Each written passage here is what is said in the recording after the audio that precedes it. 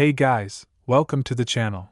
As you see in the thumbnail, what if issei x akeno x rias x ophis x koneko part 1. Before I start, please do support for more awesome content, and subscribe my channel and like this video. Go support and follow the X Doug Dimidomex for writing that awesome fanfic, and also make sure to comment on this story.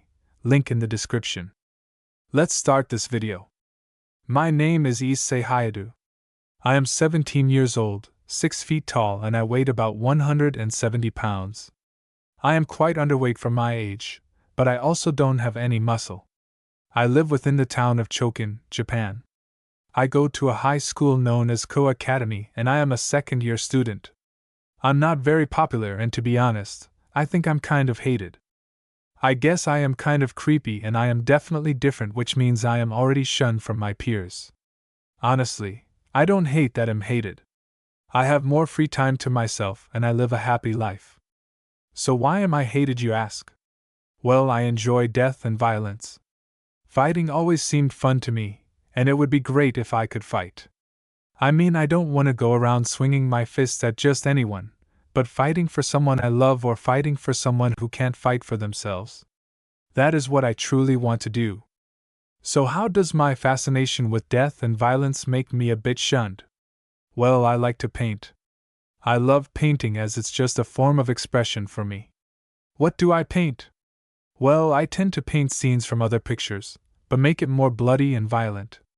Like that screaming man on the bridge painting? Yeah, I redid it myself, and put the head on the floor. I don't want to plagiarize, so I always put the original artist in the corner, and explain that I'm just parodying it. So when my artwork is used for shows, I always get boos or people just look at me like I'm disgusting. It's really the women who look at me like that. Men don't generally get along with other men, at least in my experience. The men just go with what the women do, trying to get in their pants. So all in all, it's fine with me if I'm hated. It just means that people are haters. They don't like me for me, and they aren't worth my time. I love my current life, and I don't want it to change. It's peaceful and full of new experiences for me. I learn new things while I read in the library at lunch. I learn new things about myself when I paint things. Oh, did I mention how I paint? Well, I like to actually finger paint. It is an actual painting style, which is used in kindergarten, but it's actually used by other real artists. It's not very popular, but it's actually a lot of fun. To me, when I finger paint, I feel like I am closer to the canvas or the glass. I feel more in touch to my work, and it makes me happy to get down and dirty with something I enjoy. So, what can I say that describes me? Well, I am different. I do have my basic male urges, but I don't go around taking peeks through holes in the school like some other guys I know. I don't go looking at girls' panties or being creepy like that. I mean, I do watch porn, and yes, I do whack it, but that doesn't make me any different from any other single guy. Actually, even married guys whack it. Nothing wrong with that. So I am different. I am a social outcast, and I enjoy it. I enjoy my life. I am a carefree man, and I do no harm to others. I consider myself a nice person and a gentleman, even if I am not thanked for holding the door open for my classmates, or whatever. Yeah, people are cruel, but it's not the end of the world. There is a woman for me out there somewhere in the deep blue skies. At Ko Academy, there are 3 great beauties, or should I say 2 great beauties, and our school mascot. So, what is this mascot thing about? Well, it's more the guys calling her a mascot. Well, this girl is not matured in the body yet, despite her being 16. She is pretty flat, though she is budding, but she is also very short. She is kind of, I suppose, like a mascot for some freaky club. She is very cute and looks cuddly. However, this girl is not very cuddly. She doesn't talk much, and she seems to look down on others. It's kind of scary, but I don't blame her. Most people in this school are horrible. So the 2 beauties, well, there are 2 very pretty ladies that go to this school. Both of them are extremely pretty and have giant. They are both friends, it seems, best friends. So, the first beauty goes by the name Akeno Himajima. She is 18 years old and a 3rd-year student. She has long black hair and always seemed to be happy, though you do not get to see her often. The other girl is known as Rias, and she is a bombshell. She has long crimson hair, like blood, and she looks absolutely stunning.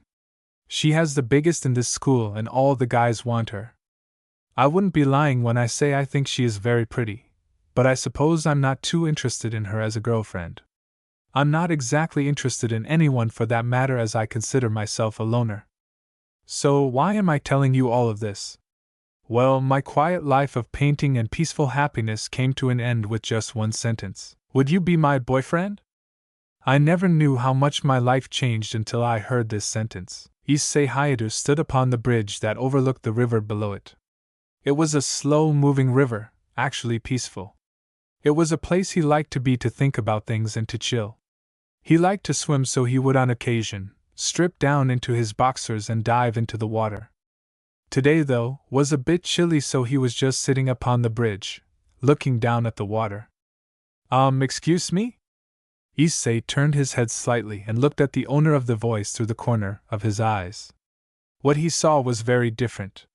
It was a beautiful girl, who looked as innocent as a butterfly and fragile like ice. She was very pretty, and she stood there with her hands clasped behind her with her back. She was leaning on one foot, looking very cute. Excuse me? Are you Issei Hydra? Issei stood up and turned to face her. Yes, I am Issei. How may I help you? Oh, it's not that. I just wanted to ask you a question. I am listening. Are you seeing anyone? As in dating? No. Oh, well, that's great. So, would you do me the honor of going out with me? Issei's eyes went wide and he tilted his head in confusion. You what? I would very much like for you to be my boyfriend. Issei stood there in shock, unsure of what to say. A stranger, who looked like she goes to a different school, just asked him to go out with her. While he doesn't know her, he doesn't honestly see an issue. Plus, blind dates sounds kind of interesting. Sure, I would love to, Issei said with a gentle smile. That's wonderful. So how about this Sunday we have a date? That sounds good. All right. I will wait. Bye, the girl said while running off. Oh. My name is Yuma, the girl said, turning around while jogging backwards. Issei waved goodbye. Goodbye, Yuma. Issei turned to head home, sighing. Such an interesting day. I was just asked out. Me. Of all people. This has got to be a dream, Issei said with a laugh at the end. However, Issei froze and turned his head. Standing at the top of the stairs near the bridge was the school mascot Koneko. She was looking at him for a moment, then she walked away. I have been getting this weird vibe all day. All damn day. I swear someone is stalking me, Issei said, shaking his head as he headed home. It was the next morning and Issei met up with Yuma on his way to school. He smiled his gentle smile and they both walked together to school. They began to talk about daily life at the school, and apparently Yuma was a transfer student. Issei told her all about the school and told her what to avoid and what to embrace. He mentioned that he would not be available after school for about 3 hours as he uses Friday afternoons for his artwork. Yuma said she might stop by and check him out. Issei bit his lip as he felt a pair of eyes on him, but when he turned to look, the feeling was gone. Shrugging that it was nothing, he continued walking. However, he felt it again after a few minutes, and when he turned he just saw the very popular guy, Kiba, surrounded by girls. He was laughing and talking, and Issei felt a bit better. Damn. Why am I feeling like I'm being watched? Something weird is going on. Entering the school grounds, Yuma and Issei both walked past an old school building, used by a certain club. It was known as the Occult Research Club, and it housed the 2 great beauties and the mascot. For this reason, the club got a lot of applicants, but everyone was denied. It was strange. Even the handsome popular guy Kiba was in the game. It was really strange that all the popular people were in the club, yet everyone else was denied. Within the clubhouse, Rias walked away from the window, going back to the chessboard. So, do you know him? Rias asked. Who? Akeno said. The guy walking with that girl. Oh, his name is Issei Hydra. He is a second year, and has won numerous awards for his artwork, though he is generally looked down upon by the students of the school. He is more of a social outcast, and he doesn't seem to mind it at all. He is cute, but I am sure he isn't very popular due to what he enjoys. Why do you ask? It seems the enemy is making their move. Yes, the enemy made their move yesterday afternoon, Koneko said. Ah, so I was right to send you to watch him. I think he suspects me of watching him. Let him. I don't think it would matter in the end. So what are we going to do? Akeno asked. Well, that is entirely up to him in the end. We must hope for the best. Looking at the chessboard, Rias moved her queen. Ah, checkmate. Akeno looked at the board and frowned. Ah. I tried to make it more difficult for you. And I thank you for that. Koneko, it's time for you to go to school. Yes. With that, Koneko left, leaving the two beauties alone to talk. Back in the school, issei began showing Yuma around. He showed her all the important places like bathrooms and such. He showed her where her classrooms were for her classes, and then he departed for his own. It was about lunchtime now, and issei had free periods from there on out. He decided to work on his artwork now so he could spend time with Yuma in the afternoon. He placed his large canvas in the main hallway near the entrance, giving him plenty of room. The cafeteria was across the hallway itself, so he could go eat if he wanted. Issei placed some paint in separate bowls, giving him multiple colors, and he closed his eyes, preparing to think. He then smiled and began to paint, not actually taking any art from someone else. He dipped his fingers into the blue paint and began to paint a serene setting deep in the mountains. In the far back was mountains and the clear blue sky, a few birds. He was only drawing the backgrounds first and making his way closer and closer. He then painted a forest and a pretty blue lake. It was then that he got very into his work. He grabbed the orange and began to paint fire in the trees, and smoke that billowed into the top. Issei gathered quite a crowd now, looking at his artwork. They were curious to what he was doing in such a public setting, and a lot of the kids were actually beginning to see him in a new light, if he painted serene settings. But then he began to paint fire. He began to paint animals on fire. He painted death and destruction, he painted crocodiles and the water-eating animals, and the destruction of the area. He then painted a giant meteor coming in, which was going to kill everything. This got him some hatred looks. Oh, what a loser. No one likes you, issei. These are disgusting paintings. He began to have food thrown at him and his canvas, which began to actually wreck the painting.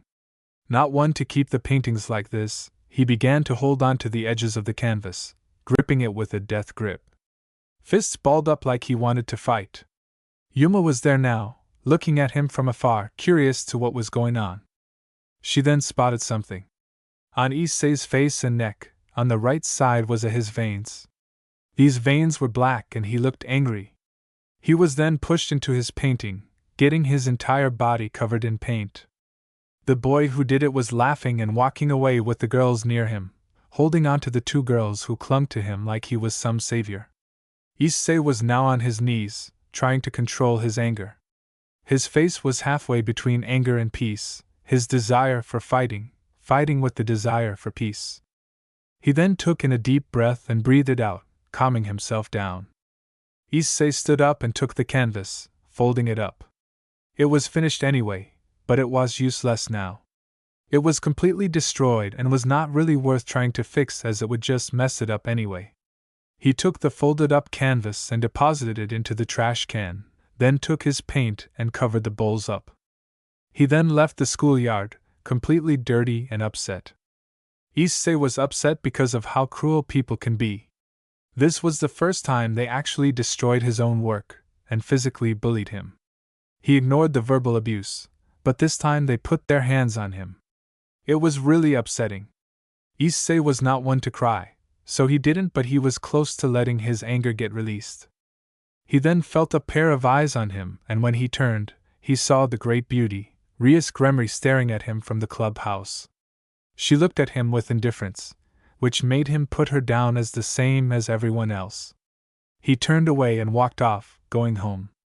Within the clubhouse, Rias was looking at him. "Do you think he's cute?" Akeno asked. "Huh," Rias said, turning. "Oh, yeah, he's cute. You know, maybe we should have stepped in and stopped those people from abusing him." "Perhaps, but I am not sure if it would be a good idea to stop the chain of events. It's a risk either way." "Yes. I know. Check." Rias walked over and moved her queen. "Checkmate." "Ah. You got me again." Issei's parents died 4 years ago due to a car accident, so Issei was basically left alone. He was too old to be orphaned, plus his parents had a nice nest egg. All of their belongings, including the paid-off house, went back to Issei, so he had enough to live on until he got a job and whatnot. Issei never really got along with his parents, and his parents never actually paid him much attention after he was 8. Once he reached about 8-9ish, Issei's parents began to ignore him and focus their attentions on their work. Issei began to fall into a deep depression around 10, when he learned that his parents were actually ignoring him and just tolerating him, it seemed. This was the trigger for Issei's change in attitude. Issei was actually very popular during his first 2 years in elementary, but then he began to lose his friends after he fell into a deep depression. Around his 5th year, which he was 11 at the time, Issei lost everyone. He did not have any friends, nor did he have parents who really cared about him. Sure, they fed him, kept him safe and dry, but they no longer paid him any attention. They let him fend for himself. So, around 11, Issei was now depressed from the lack of attention and began to paint. This was when he discovered he had a talent for painting death, destruction, and misery. Issei was 13 when his parents died, and not much changed in Issei.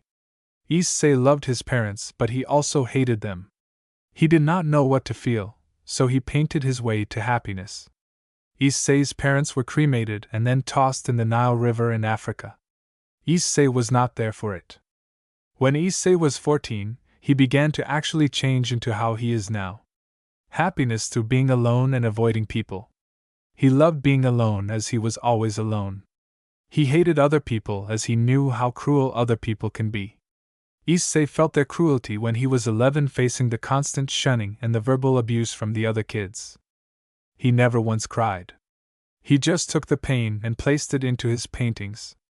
However, kids got crueler and crueler every year, but never once did they actually ruin his paintings.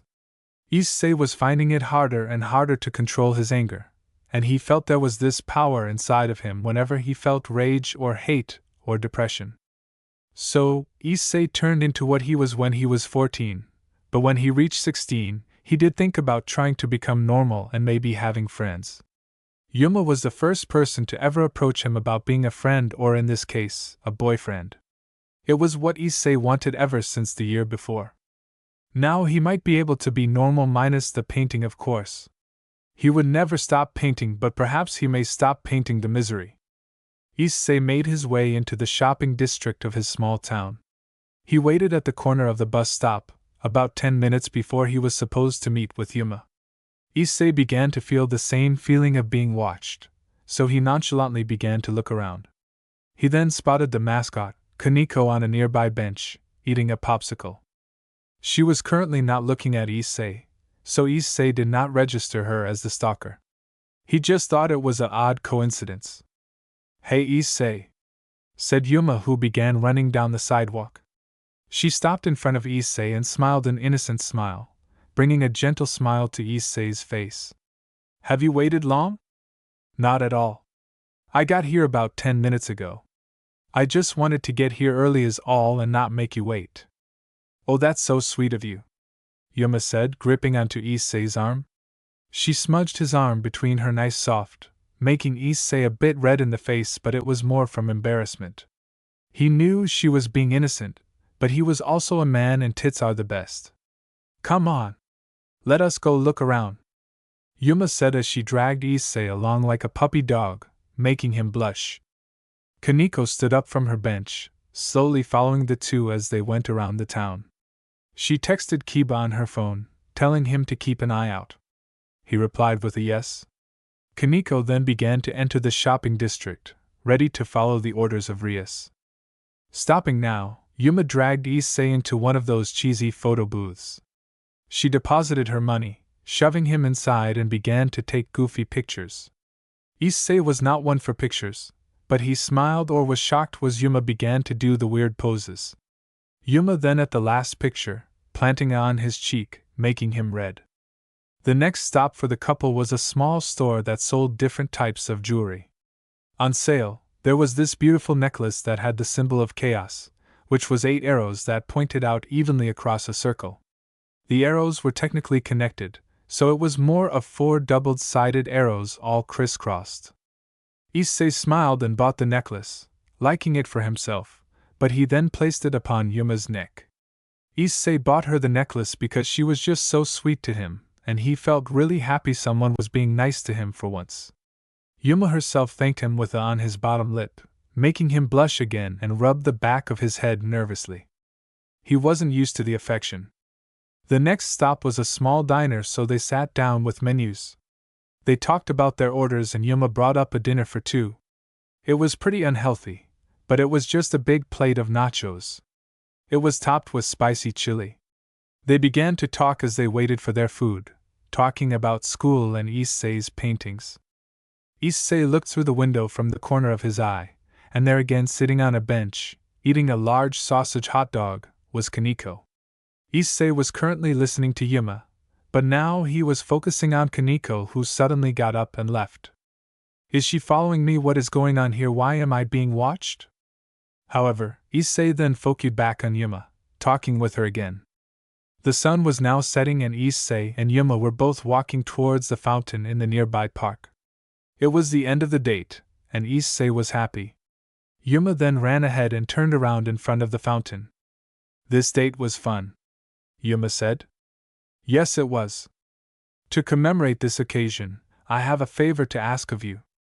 A favor? What could she possibly want? A good night's? Sure, what can I do for you, Yuma? Would you die for me? Yuma asked in a very distinct but sultry voice.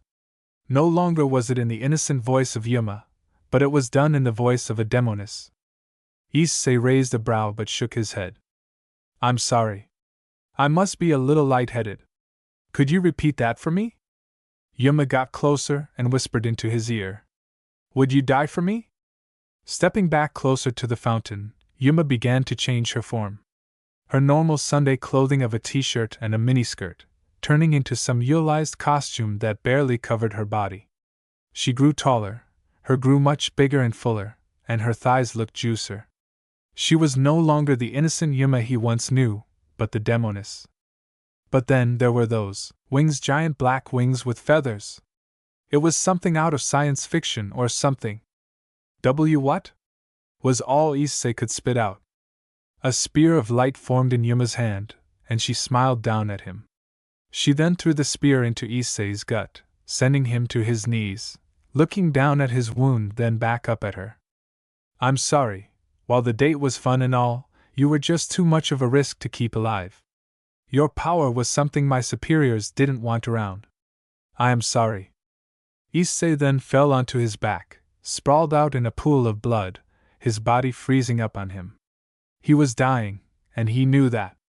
If you want to blame someone, blame God. He is the one who gave you those powers. Well, I have to go, and the date was fun, Yuma said before flying off into the skies. Issei laid on the ground, dying, his mind beginning to shut down. He lost consciousness long ago, but his heart was still beating, though it was slowing down. Coming out of a red circle, Rias, Akeno and Kiba all walked closer to Issei, who laid on the ground, bleeding out. Koneko came from the shopping district, eating another hot dog.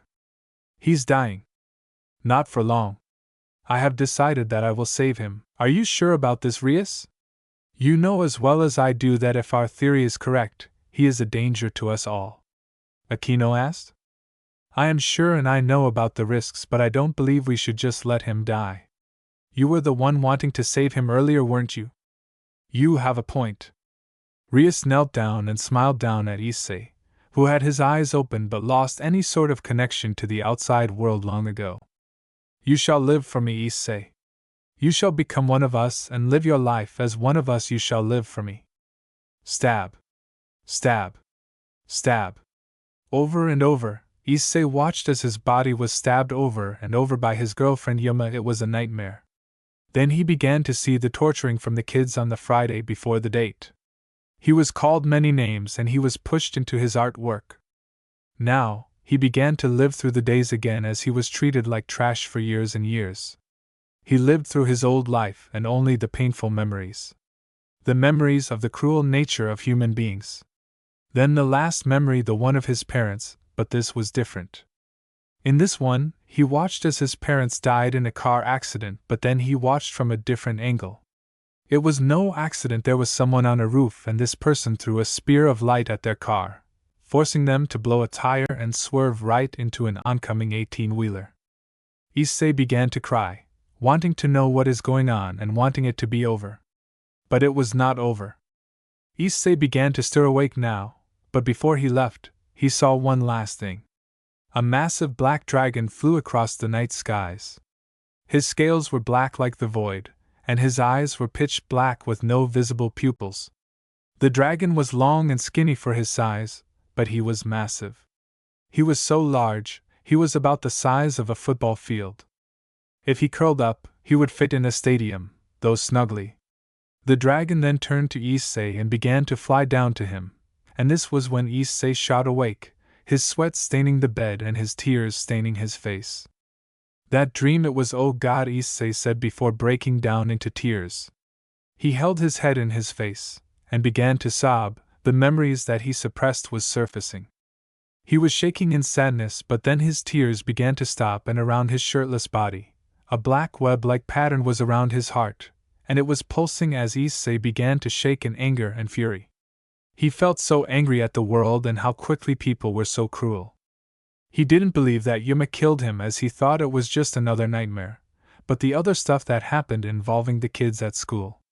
That happened, and it was angering Issei. Issei sat on his bed in anger for about 5 minutes before he closed his eyes and began to calm down. He took a deep breath and let it out, calming himself down. There is no need to get worked up, but it just felt so good letting my anger and despair out. It felt so good imagining their suffering, but it isn't meant to be. So I must move along. He got up out of bed and put on a clean white t-shirt and a pair of black shorts. He was not going to go in uniform to school today, and the people in charge can his ass. He made his way downstairs for breakfast, ready to go to school. Unknown to Issei, during his fit of rage, the black pattern grew in size, and the top right corner of the pattern, which would be the left if you looked at it from the front, began to make its way up towards the right side of his neck. It stopped just in the middle of approaching the right nipple. Finally making his way into the schoolyard, he saw blood-red hair in the corner of his left eye. He looked that way and saw the bombshell, Rias, looking at him from the schoolhouse door. She was walking out of the house and making her way towards him. He looked forward as he knew it wasn't for him, not that he really gave a shit, and made his way towards the school doors. He passed the fountain when Rias began to walk right behind him, and he felt the same feeling he felt. He was being watched again, but by who? Hey! Rias spoke. Issei didn't answer as he knew it wasn't for him. Issei then finally broke free from her sight as he entered the flood of students in the main hallway. He just went in there and made his way through it like he was a shadow. Rias frowned a bit. Damn. I wanted to talk to him. Sigh. Ah well. Rias made her way into the school and began to make her way through the mess of students, wanting to get to her own class. This was her day to have an actual early class. Issei, like a liquid, easily got through the flood of students. He sighed. He kept his attention on his shoes. He kept on walking, making his way to his own class. However, Issei looked up once and found himself walking right into another bombshell, Akeno.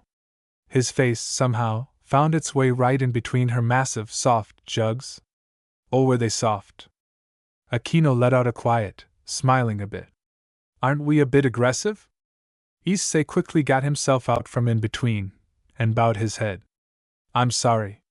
I didn't mean to. I'm sorry, Issei said, running around her and making his way into class. Hey! Akeno tried to say, but Issei turned the corner and escaped. I wanted to talk to him.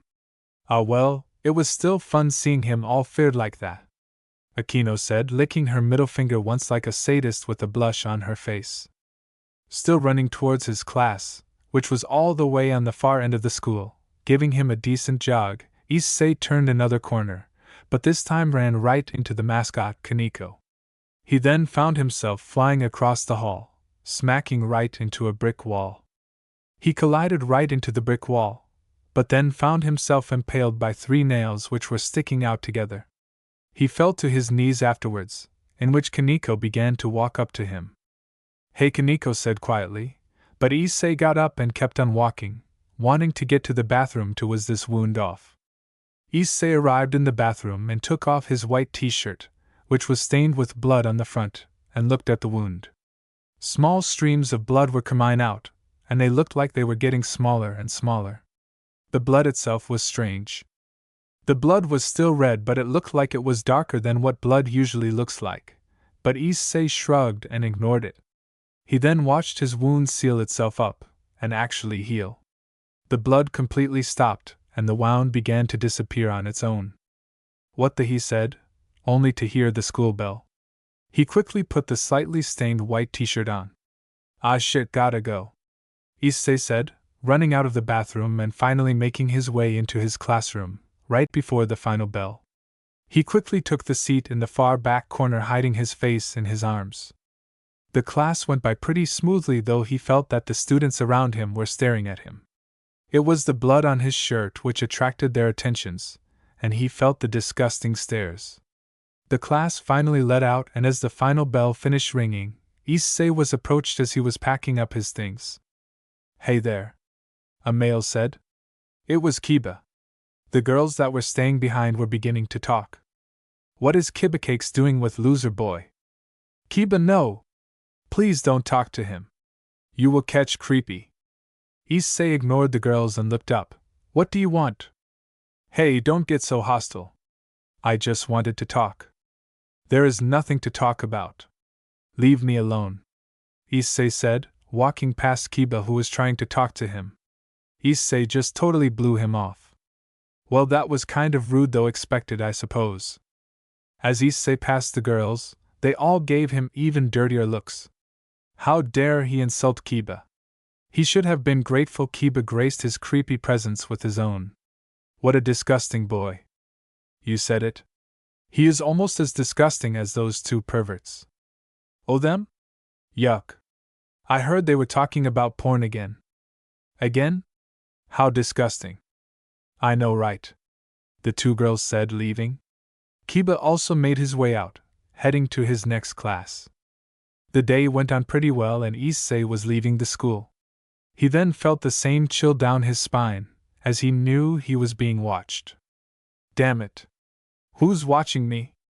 I always feel like somebody's watching me. Man, I got no privacy. All I want is to be left alone, but why do I always feel like I'm in the Twilight Zone? Issei thought as he finally left the school grounds in a hurry. He made his way into his own home and placed his bag in his room. He already finished his homework, so he quickly made a nice sandwich and headed outside, wanting to take a nice walk in the night, wanting to relax. I wonder where Yuma is. I haven't seen her all day. Oh, I know!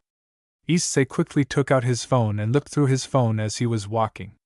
That's strange, she isn't in my contacts, nor is she in my messages. What the hell?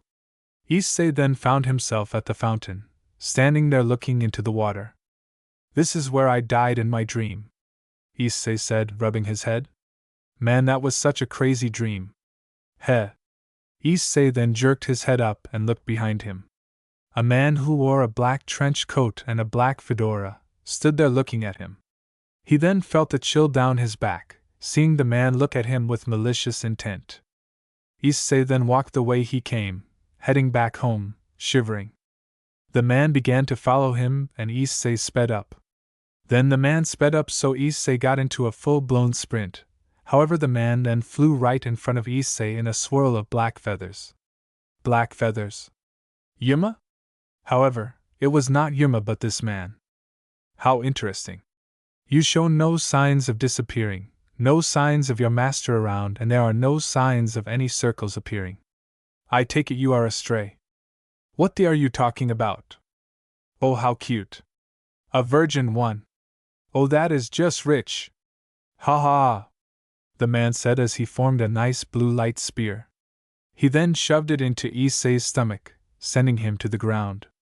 Aya! Issei yelled out in pain, going to one knee. He then touched the spear, only to feel even more intense pain. What is this pain? Damn it. Hurts, don't it? It's a spear of light. It causes massive pain to your kind, and it is your mortal weakness, but that is so strange. I thought the first one was going to be enough, but you are still standing, he said as Issei stood up to try to walk away. Try this one, the man said, throwing another one. However, this one entered his right lung and penetrated him, sending him to his hands and knees. Oh God, this pain. Please stop it, Issei said, spitting out blood. Why are all you people so cruel to me? Still alive? You are really one tough cookie, but his one shall do the trick, the man said, running into the air and stabbing downwards with another spear. This spear entered his body right below the heart, barely missing it.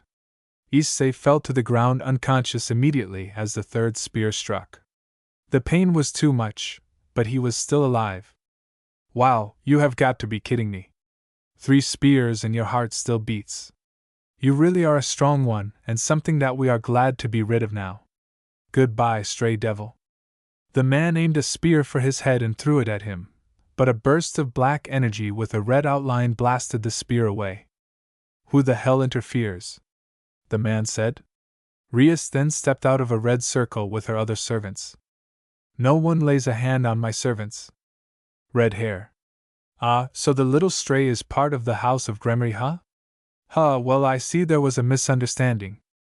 You lay another finger on him, and you will regret ever meeting me. I thank you for the warning, so allow me to give you one. You should keep an eye on your servants from now on. He may not meet someone as courteous as me, he said. I thank you for the friendly advice, but keep in mind if any harm comes to him, I will come for you.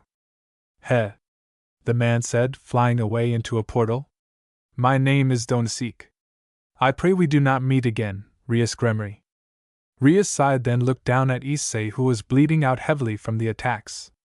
He is going to die soon, Rias, Akeno said.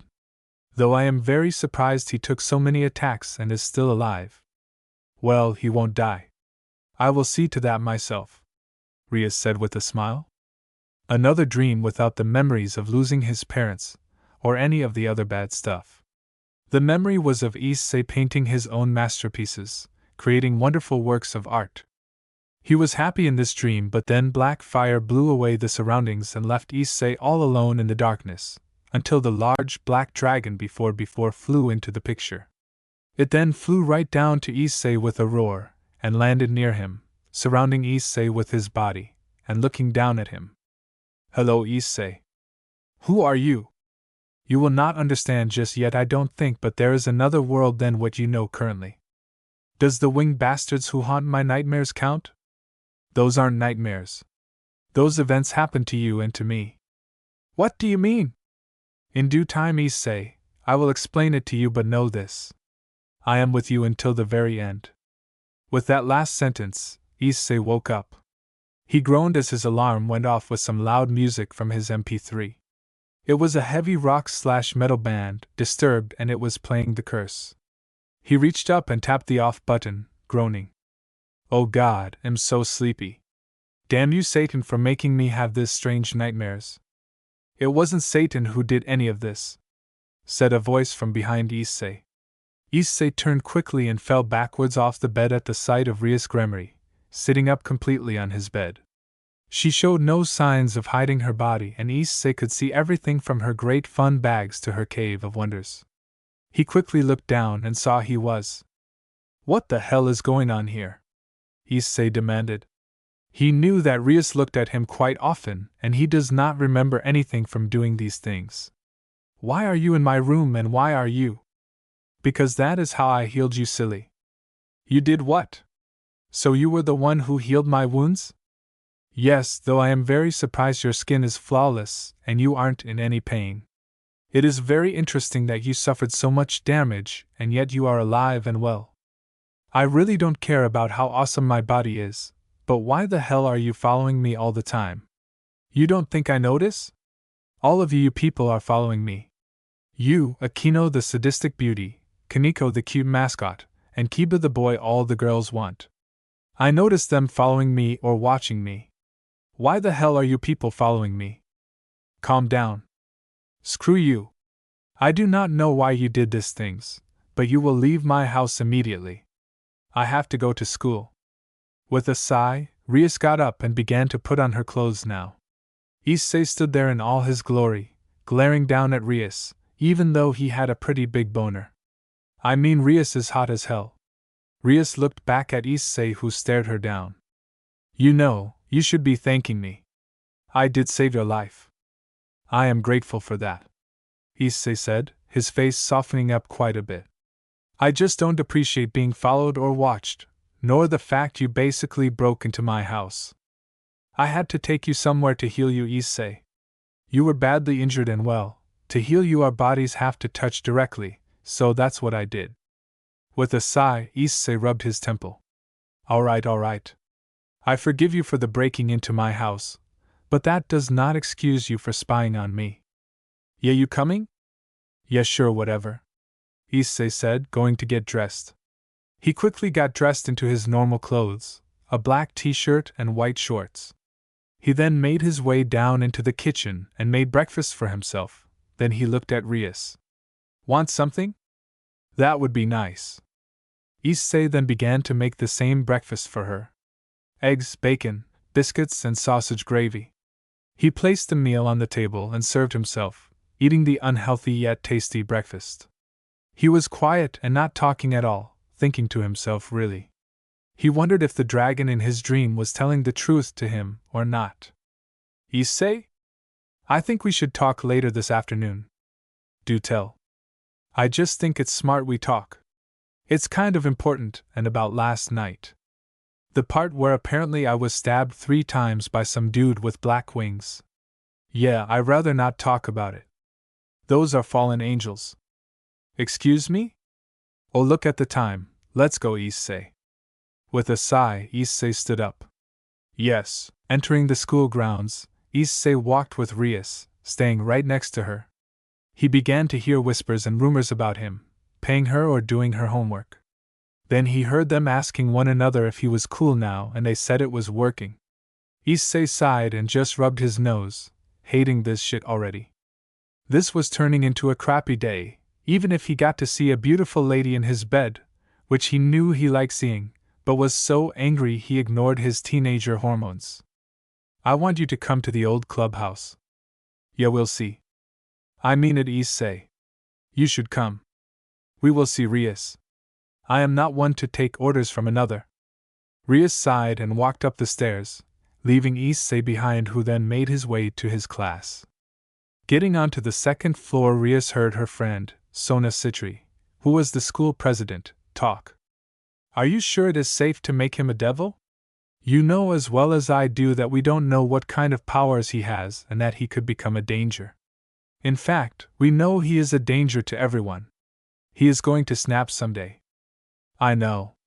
It's a risk, but I think if we can fix him we will have a powerful ally. With a click of her tongue, perhaps. Just keep in mind that if he goes haywire, it is on your head. I know, Sona. Has he found out yet? No, but I suspect sirzechs to find out soon enough. You better be careful. I understand. Both of them then walked towards their classroom, talking about girl crap. It was the end of the day now, and Issei made his way outside. He looked towards the schoolhouse Rias was talking about. He bit his lip and just stood there, deciding. He was not sure what to do, but he just sighed and walked towards the schoolhouse, and entered the building. He quickly navigated the building and entered the main room, which was labeled Occult Research Club. It sounded kind of silly, but he entered anyway. He took a seat across from Koneko, who was munching on chocolate. He placed his bag on the floor next to him, laying his head back and closing his eyes. Oh, I'm going to regret this. I know it. He waited about 5 minutes in the clubhouse and Kiba entered. Rias and Akeno came about half a minute later, with Rias taking a seat on the big desk in the back. Alrighty. Today we welcome our newest member, Issei Hydra.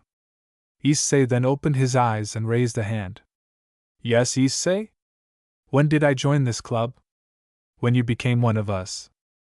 I'm going to regret this, but what do you mean by us? Devils. Devils? So you are telling me that all of us here are devils? Powerful creatures of the night that trick humans out of something or whatever? Yes. I'm supposed to believe this? Yes. Watch. Out of everyone's backs, including Issei's, were large bat wings. Issei's eyes went wide, looking at Rias. Yes, Issei. You are a devil now. Issei sat back down, rubbing his temple. He was so utterly overwhelmed from all of this. Was he really some supernatural creature? Any questions, Issei? Yes. Who stabbed me last night? A fallen angel just like Yuma, who you dated a few days ago. She exists? How? She was no longer in my phone or anything. She erased her existence from all technology. We can do that.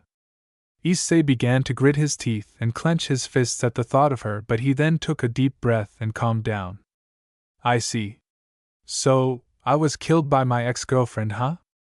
Yes, and I revived you as one of my servants. You belong to the house of Gremory now, Issei Hydra. You are my slave. With a smile, though fake, Issei turned to face Rias. I do not do well with being a servant or a slave to someone. Especially, someone who I do not know. Well, I don't know what to tell you. You are what you are. Well, I am what I am, huh? Well, I am leaving, so goodbye. Issei said, grabbing his bag and heading to the door. A sword was placed at Issei's back now, which made Issei freeze.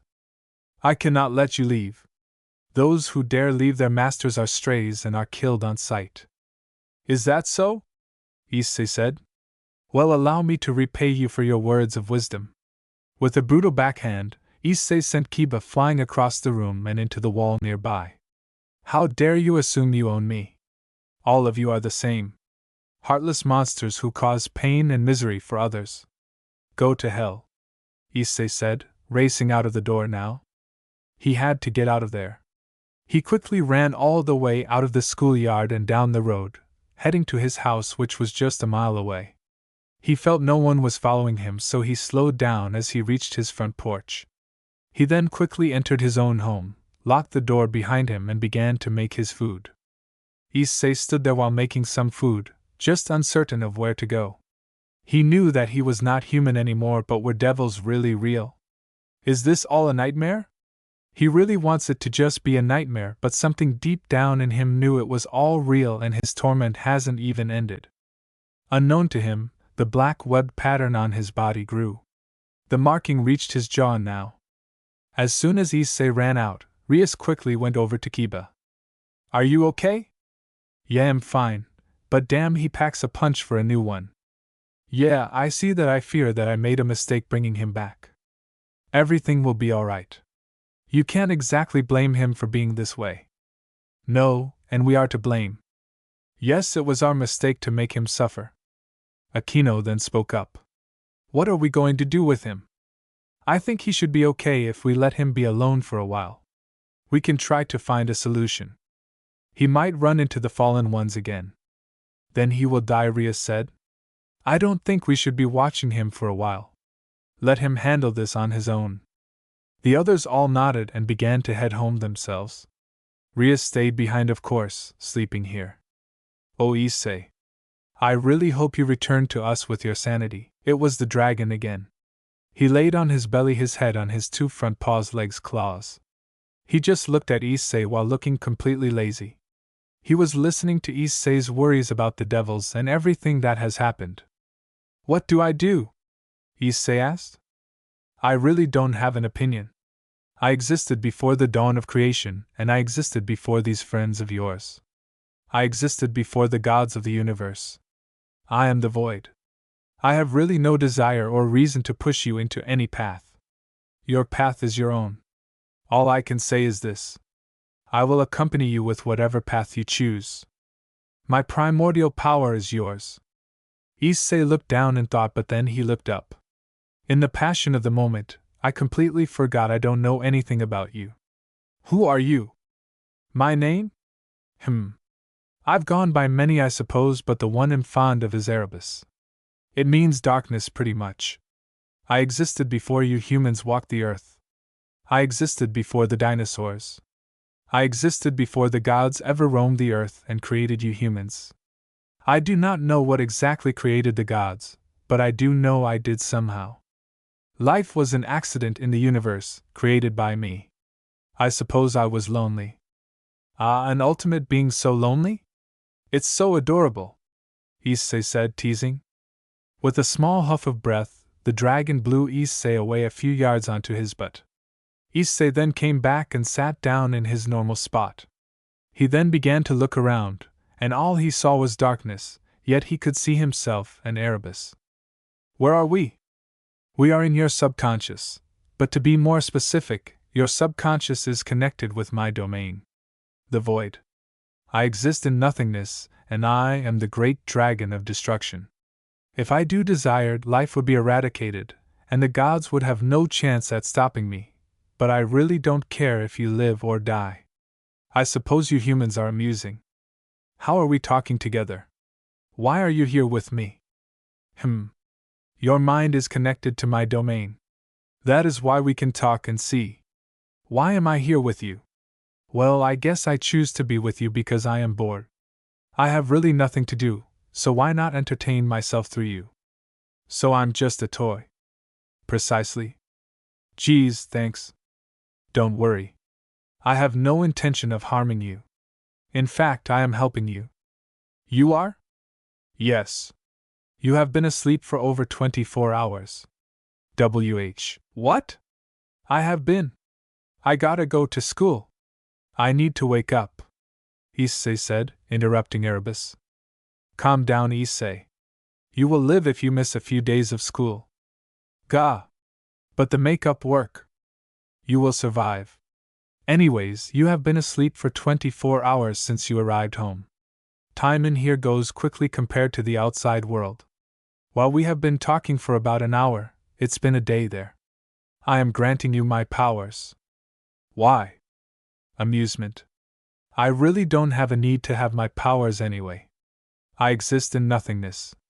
I am untouchable. So what is going on in the real world? Your body is being painfully restructured to house my power. I gave you a smidgen of my powers a long time ago, but now I am giving you full access to my primordial powers. Does this have anything to do with the black spider web marks on my body? Somewhat. What are they exactly? I do not know actually. I just know that they started to arrive recently near when I gave you my small power. I see. Is it fatal? No. My power is not fatal for the user. So you kept me asleep so I do not have to feel the pain. That is half correct. It was only out of generosity that I would keep you out of pain, and I suppose I am not an evil dragon, but pain does amuse me. However, the reason I have kept you asleep is because we needed to talk. You needed someone to talk to, and I needed to talk to you about me. Well, I appreciate everything. I really do. So what is this power? Before the light ever existed, there was only darkness. My power is the primordial darkness. It existed before the dawn of creation, making it the most powerful essence in the universe. The only place now that holds this essence is the void. You have been granted the power of the void. The power of the shadows and the darkness. So you are giving me the most powerful power out of amusement? Yes. I want to see your life through your eyes, and I thought that this power would be very helpful considering you are now part of the supernatural. Devils, demons, gods, werewolves, vampires. All of those fairy tales exist, but they are not part of the human world. There is another world above and below, and while there is the God most Christians think about, there are more than one God. There are the Greek gods, Roman gods, Hindu gods, and all the other gods that the world worships. I have created them all, and in turn, they have created humans and animals. I also created dragons. I gave birth to several powerful dragons, and in turn they give birth to other dragons. However, I have not created life in millions of years. I have sat here, bored, unable to quench my boredom. I have found my new toy though, and now I may actually smile again. Wow! This is a lot of information. It is, but you can handle it. Your body shall be ready in a few hours or minutes to us. I thank you. You are really the only one I can talk to. I know. I have watched over you since you were born. I will say you were quite a cute baby. Issei rubbed his head in embarrassment. Oh, you saw that too, have I amused you since I was born even without being part of the supernatural world? Indeed. I enjoyed watching you play with other kids, I enjoyed seeing you have fun. Your feelings are connected to me, so I feel what you feel. When you were bullied by everyone, I felt anger and sadness just like you, but when you started to paint, I was enjoying myself, watching through your eyes. Before you say anything, I would always walk away when you went to the bathroom. Oh good, this would be awkward if you saw me pee or any of my manly things. I have respect for other living creatures, despite my power over them. I really do detest those bullies out there in that world. They do not deserve to live in my opinion, but I also do not have a problem with wiping out humans or gods or devils. Heh. So, your body is ready. I will send you back if you are ready. Not yet. Can I ask you some questions about being a devil? I can try to answer. I did create your kind. What kind of things are different about being a devil than being a human? Well, you have wings, though those bat wings are not the only wings you can have. You can have dragon wings like my own. You are also more in tune with the night. You will see better at night, and you will actually feel much more energetic and stronger at night. While you can still operate just fine in the daytime, you will feel a difference. You will see farther, hear farther, and you can fly if you are strong enough. Is that all? Yes. Thank you very much. With a nod from Arabus, Issei woke up on his bed, bolting straight up. He got out of bed and made his way to the bathroom. The need to pee was great. He stopped in front of the mirror though and looked in. His eyes went wide at the change in his body. He was no longer the skinny kid he was just a few days ago. He was ripped. He had a nice six-pack and a great muscle structure on his arms and legs. He looked like he worked out a lot, yet he did not look like those ugly bodybuilders. He flexed his body and smiled. Damn, I look great. Issei then began to hum, preparing for the night. Issei now walked along the main road in the town. He was heading into the shopping district, wanting to get something to eat at one of the late-night fast food restaurants. He was starving when he woke up. He had the immense urge to release his bladder and to eat. He also drank quite a bit of liquids and was still thirsty. He decided he was going to go to a burger joint, order some grub and some lemonade. He hadn't had lemonade in months. Issei was dressed in a black pair of cargo shorts and a black pair of wife beaters. He was showing off his new incredibly awesome body, and he loved the cool night air. It wasn't cold, nor was it hot, but it was cool. It was just right. He entered the joint and ordered up about 4 bacon cheeseburgers, a large fry and some lemonade. The girl at the cashier could not take her eyes off of Issei's body, and Issei was oblivious to it. Even if he wanted to show it off, he was still completely oblivious to anything dealing with women. It was the same with Rias too. He completely ignored the fact he was and pointing his hard dong at her, just to berate her. He completely ignored it. It was one of the things about Issei that made him unique. Issei sat down at the table within the very empty restaurant. He was the only one there at 2 in the morning besides 2 workers. He began to chow down on the very greasy yet tasty meat, devouring the delicious meal. He then finished up his fries, then chugged down his lemonade. He then waved goodbye to the cashier lady while throwing away the cup which had her number on it, which made her pout. Issei left the restaurant and then began to walk around the town, enjoying the cool air. He wasn't going to need sleep for a few days, considering he was out for 4. He was going to go to school today as well, and it was on a Friday too, so it wasn't going to be so bad. Issei was so excited about his new body, he completely forgot everything about the school, including the fact Rias and her group was there and that he strayed from them. It was now 7 in the morning when Issei arrived at the school. School started at 8, so he arrived early. He had nothing else to do except wait around the town, so he figured he would go to school and paint something. He entered the school grounds and walked up the stairs. He then noticed the fact he was being stared at by the students who were there. He felt better than he did before. This new body of his gave him a much-needed uplifting to his attitude. What he didn't know was this. All he did was suppress his anger, his hate, his despair all into a dark corner of his mind, just for some time to smile. He sat down in his classroom and pulled out a small canvas. It was technically a cardboard box, but canvas is canvas. He then took out some paint and began to paint the box, painting Arabus on the box, using each of the sides besides the top and bottom to paint the black dragon of doom. He was painting very quickly, yet he was painting the dragon very well. The dragon was actually different up close than he was flying high in the sky. Arabus was more of a skeletal dragon, or at least by looking at him. His wings were shaped more like a bat's wings, with several large spikes jutting out of the bottom and one large spike at the tip. The large spike at the tip was curved slightly like a claw and had a secondary spike next to it. It looked very sinister. His back was covered in large spines and it went all the way from the back of his head down to the tip of his tail, which was very sharp looking. The most distinct feature was the fact that he had something in his body that glowed purple. His eyes were a bright purple like the energy that flowed from the inner body. This purple light showed in some parts of his wings, and from his mouth, his throat, and the top part of his. You could see the energy actually flowing out of his mouth, and just how the light worked, you would think his neck was skeletal with no meat, but the light was so bright, it just made the meat of the bottom of the neck intangible. His legs, however, were more like a skeletal dragon. The legs were split in two like bone, but the claws on his feet were nasty looking. He looked like a very evil dragon, yet looks are deceiving, aren't they? The top of the box was used for a night sky with a very sinister moon. The bottom was left alone though.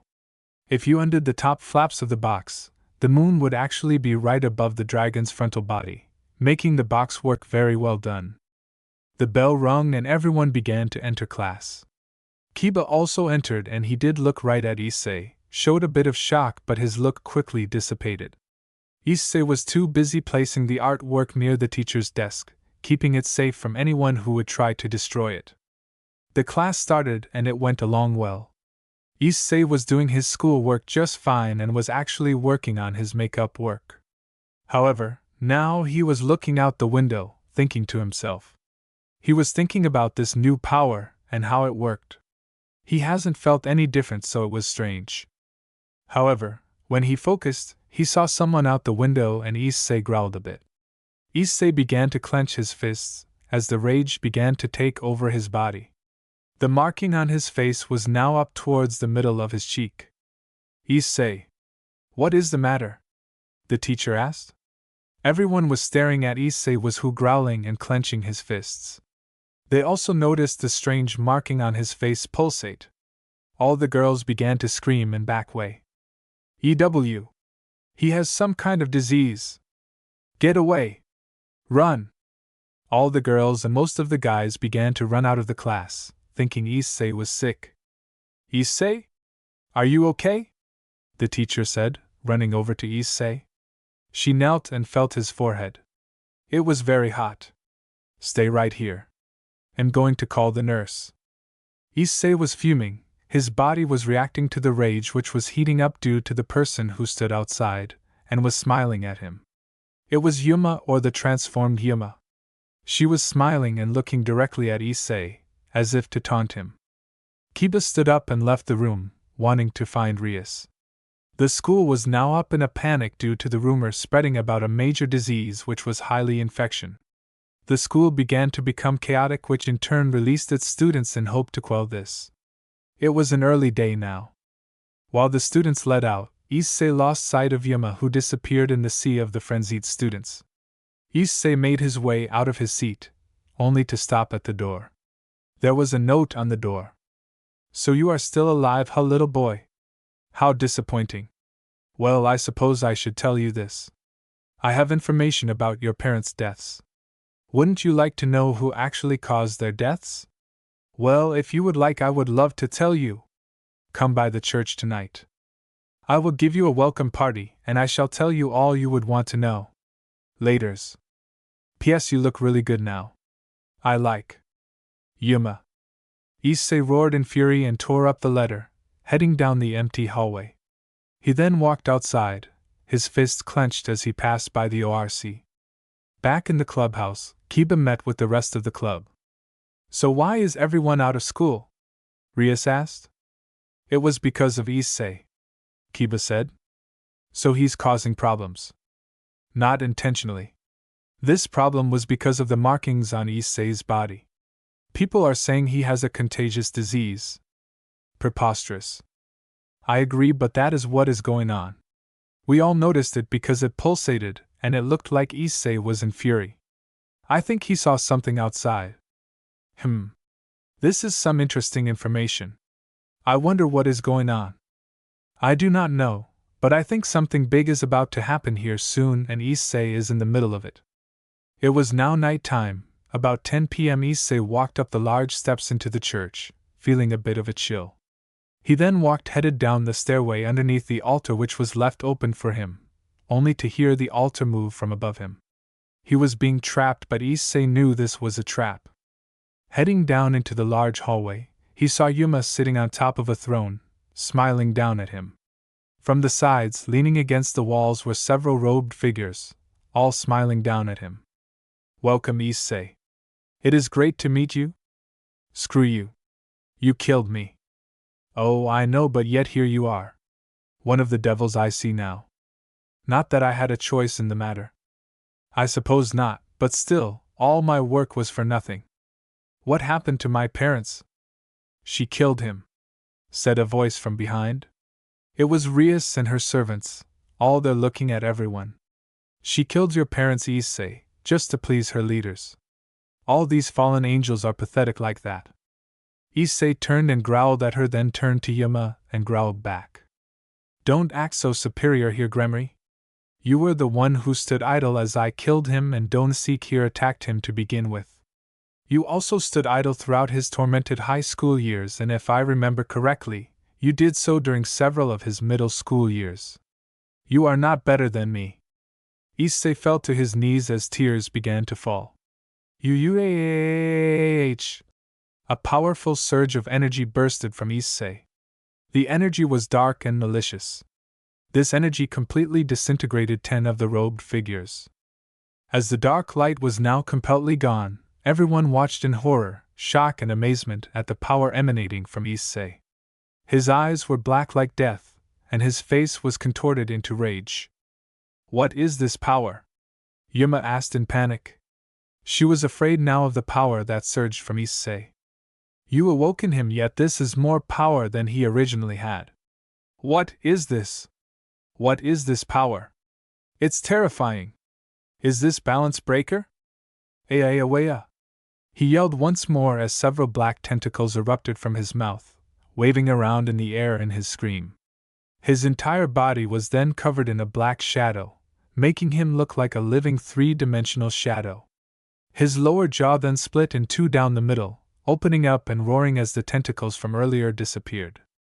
However, there was one tentacle in the middle, which had a mouth with several shadowy teeth. The jaw itself also had several large teeth, giving him the look of a predator. The floor then turned shadowy black. Issei was now a monster. His entire body was a shadowy black. His fingers were tipped in razor-sharp tips, and his feet were shaped like a dragon's, with 4 digits in the front and 1 in the back. Each of these digits were razor-sharp talons, covered in a black essence. His face was no longer recognizable, as it just looked like a black faceless mask. The robed exorcists began to flee, but several black tentacles protruded from the floor. There were at least 100 tentacles which tied down everyone except Yuma, who was standing up in fear. Even the gremlins were tied down by the tentacles. However, several more tentacles arose and then stabbed into the robed exorcists. A green light began to flow from their bodies down the tentacles and into the floor, and they began to scream as they tried to escape. However, several seconds later they were silenced as their life left their bodies. Once they were dead, the tentacles that tied them up and sucked their blood went back into the floor. Issei was done screaming, and he looked up at Yuma. He was quiet as he made his way up the stairs, walking closer to Yuma. "Stay away from me! Stay away!" Yuma screamed as she began to back up slowly under the intimidating advance of Issei. She then began to fire several spears of light at him which penetrated his shadowy body, but was swallowed up by the darkness. "No! Stay away!" Issei got a hold of her now and shoved her against the throne. "Issei! Let her go!" Rias screamed at him. Issei ignored her, and his lower jaw opened up, revealing his razor-sharp teeth. He then latched onto the fact of Yuma with his jaw, the teeth penetrating the back of her head, keeping her still. She began to scream in pain as then the tentacle in the middle of his mouth latched onto her neck. The green light began to flow from her, as Issei kept her pinned against the throne as he drained her. She was quieted about a minute later, so Issei let her fall to the floor. He then held his head as he looked up into the sky and roared in fury. He then turned to see the Gremry group using their powers to escape. However, the only one that was doing any damage was Akeno with her lightning. He began to scream in pain from the power of the light, his hands holding onto his head. The black tentacles then let them go, the black floor was then swallowed up by Issei, and then the shadow around Issei was swallowed up. Issei then looked at Rias with rage and hatred. Issei then disappeared into the shadows in the corner of the room, completely leaving the area. "I will return for you, Rias, but you shall know true pain when I return. Darkness shall fall across the land."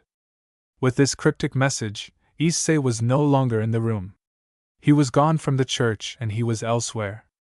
Rias ran to the corner of the room where Issei was, and all she saw were the 8 pawn pieces laying on the ground.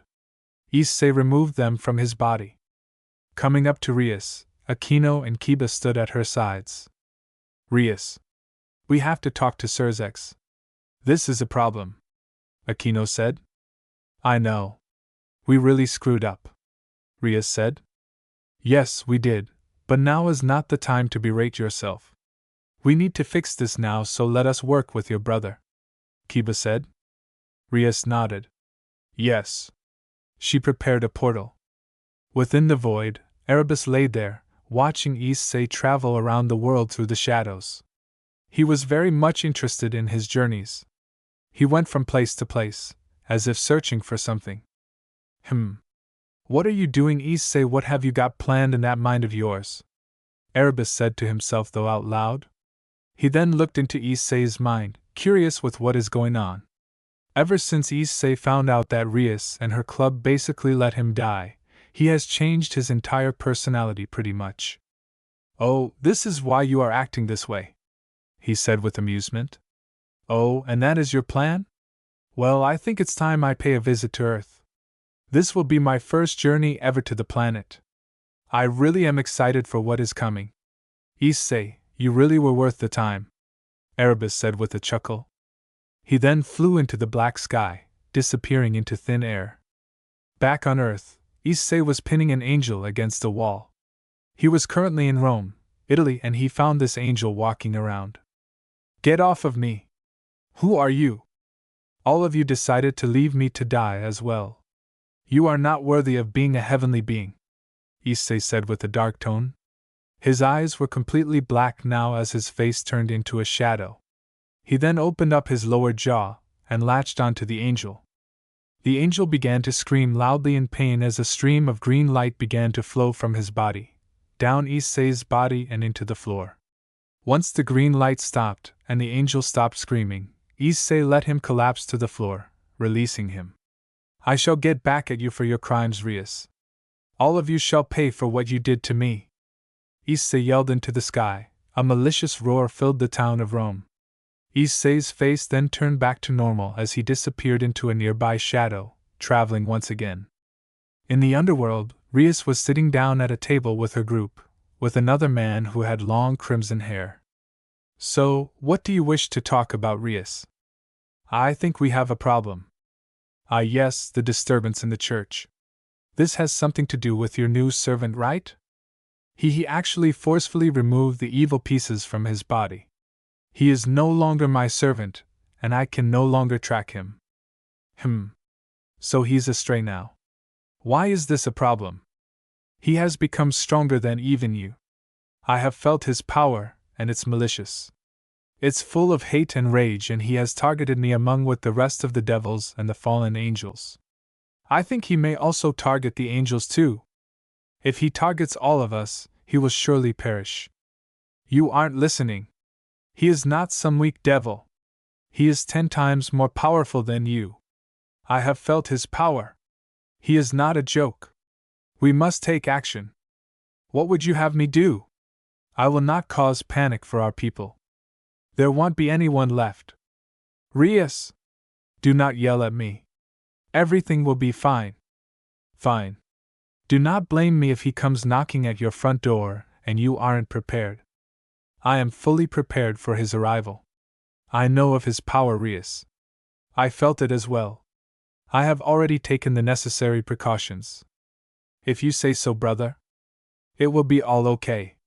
So, what do you think we should do about him? I honestly am not sure. Killing him may be the best course of action, but I was the one who created him. I know. He has led a really rough life, Sirzechs said with a bitter smile. He then turned his head as he felt something. I have to go, Rias. Duty calls. All right. I will keep my group here if that is okay. That is perfectly fine. See you soon, Sirzechs said, disappearing into a red circle. Issei was now in Paris, France, grinning at the girl he had pinned in a corner.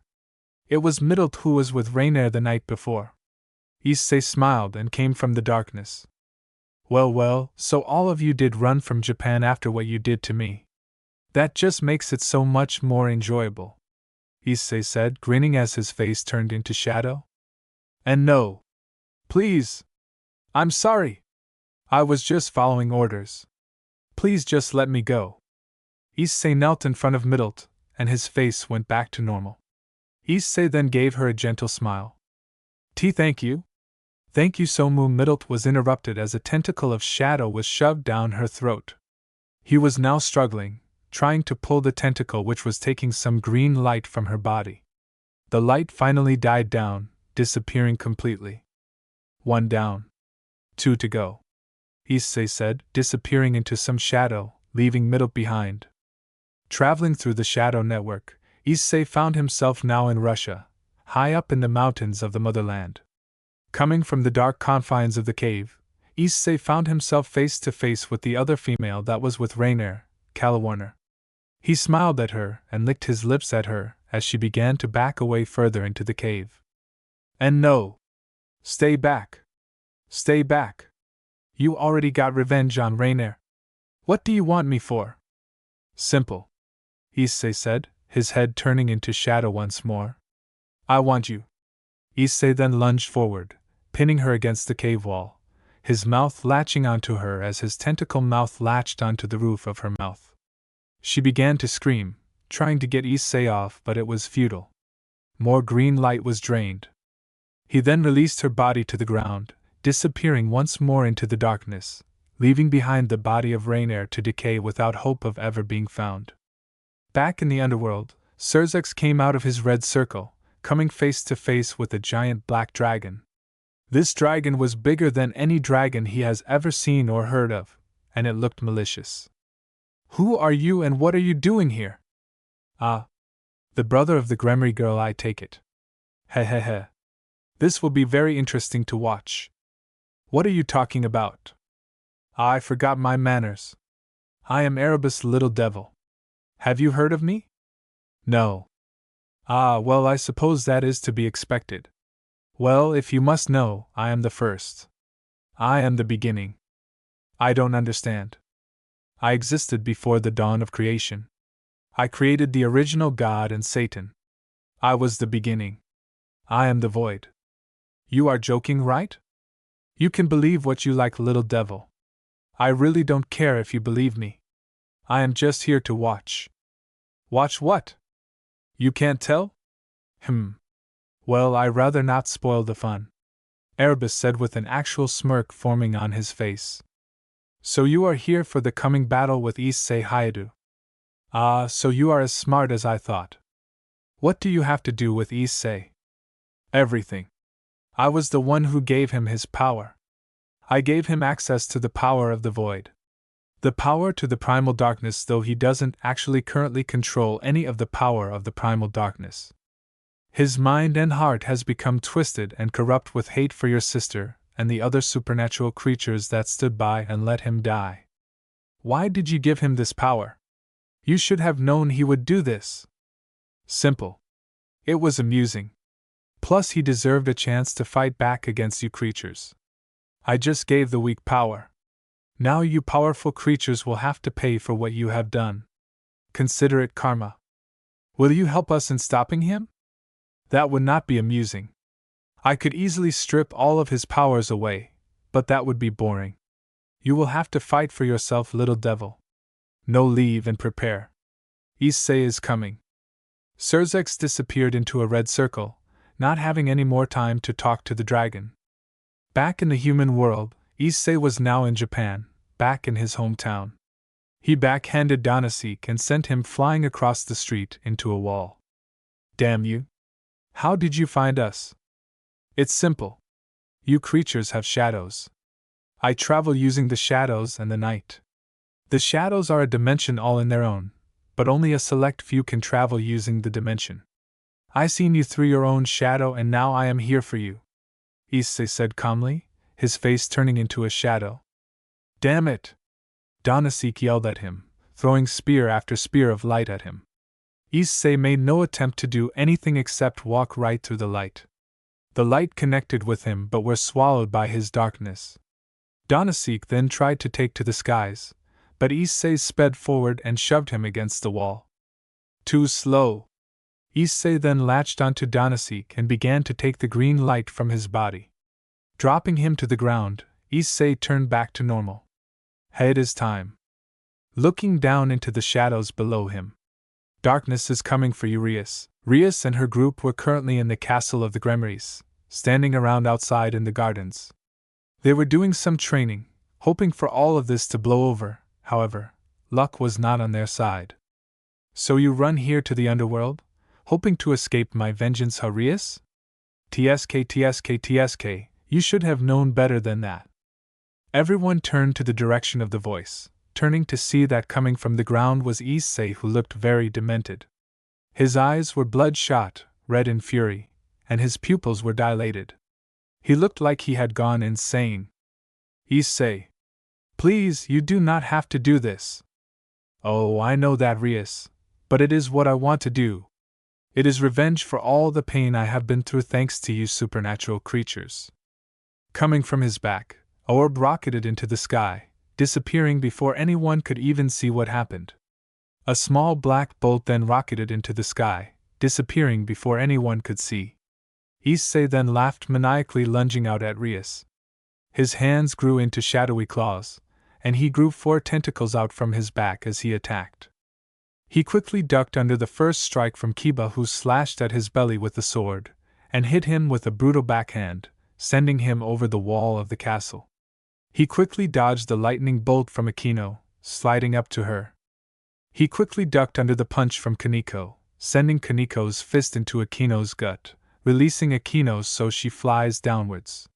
He then leapt over Koneko's face, ducked under the blast of destruction energy from Rias, and grabbed her outstretched arm. He knelt downwards, then swung his left elbow back, connecting it with Rias's stomach. He then opened his mouth and let out a quick breath of shadowy energy, sending Koneko flying over the wall. Turning to Rias, issei smiled a demented smile. "This is all you have? This is pathetic, Rias. You are unable to take me on, a newbie devil. Tsk. Well, I shall not have you worry for long about your lack of strength." Issei's face turned into shadow and his jaw opened up, revealing his teeth. His 4 tentacles kept her entire body pinned, unable to move. Just as Issei was about to lash on, he felt a powerful bolt of light strike him in the side. He then felt many bolts of light strike at him, penetrating his body that was made up of shadow. He quickly released Rias and began to scream in pain as the powerful bolts of light, stronger than those of the fallen angels, began to strike at him.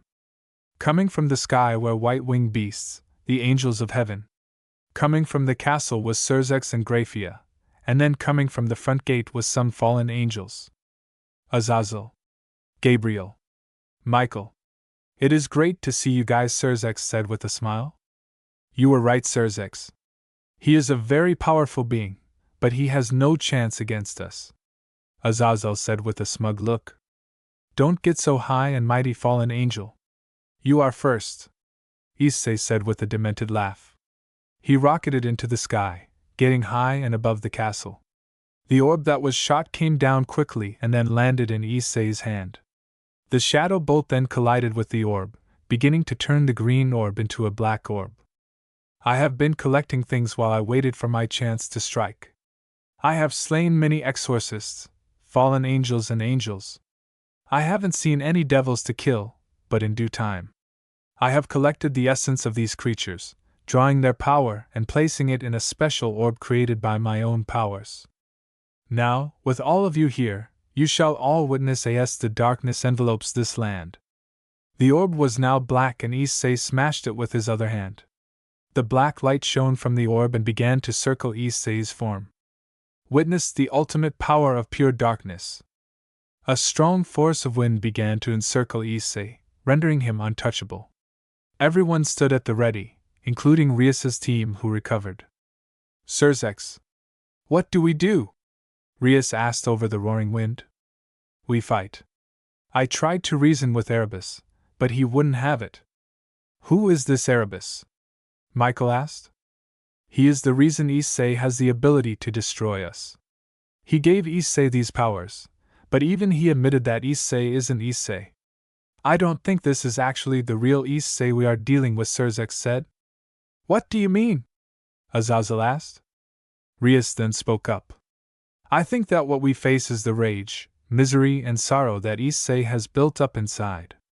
We are facing the black heart we have all created." "That makes sense," Gabriel said. She was standing next to Michael's spears at the ready as they all watched Issei transform. "So what do we do?" "I do not know, but if we must, we will have to kill him," sirzechs said. "Then I think it's time," Azazel said. The roaring wind stopped. Issei was now fully transformed. He looked almost identical to the form he took in the church, but this time he had 50 tentacles sticking out of his body, a large pair of jet-black dragon's wings, and along his and up the right side of his neck, there was a spider web pattern in crimson red. He opened his eyes, and the black eyes with a red spider web inside looked down at the forces against him. Angels, devils, and fallen angels. About 20 angels, 10 fallen angels, and 2 devils plus the Gremry group, all versus Issei. Darkness falls across the land. The midnight hour is close at hand. Death and destruction shall follow my path. Misery and sorrow comes for those who want to hurt others. You all shall now feel the wrath of the King of Darkness. With a roar, Issei quickly struck. He sent all his tentacles at once, gripping Gabriel, Michael, Azazel, Rias, and sirzechs in his grasp, quickly flinging them across the night sky. Now, with them out of the way, this shall be quite easily. Let us begin. The battle was on. Everyone engaged Issei, who began to sweat down attacks and begin his own attacks with bursts of black flame and missiles of shadow.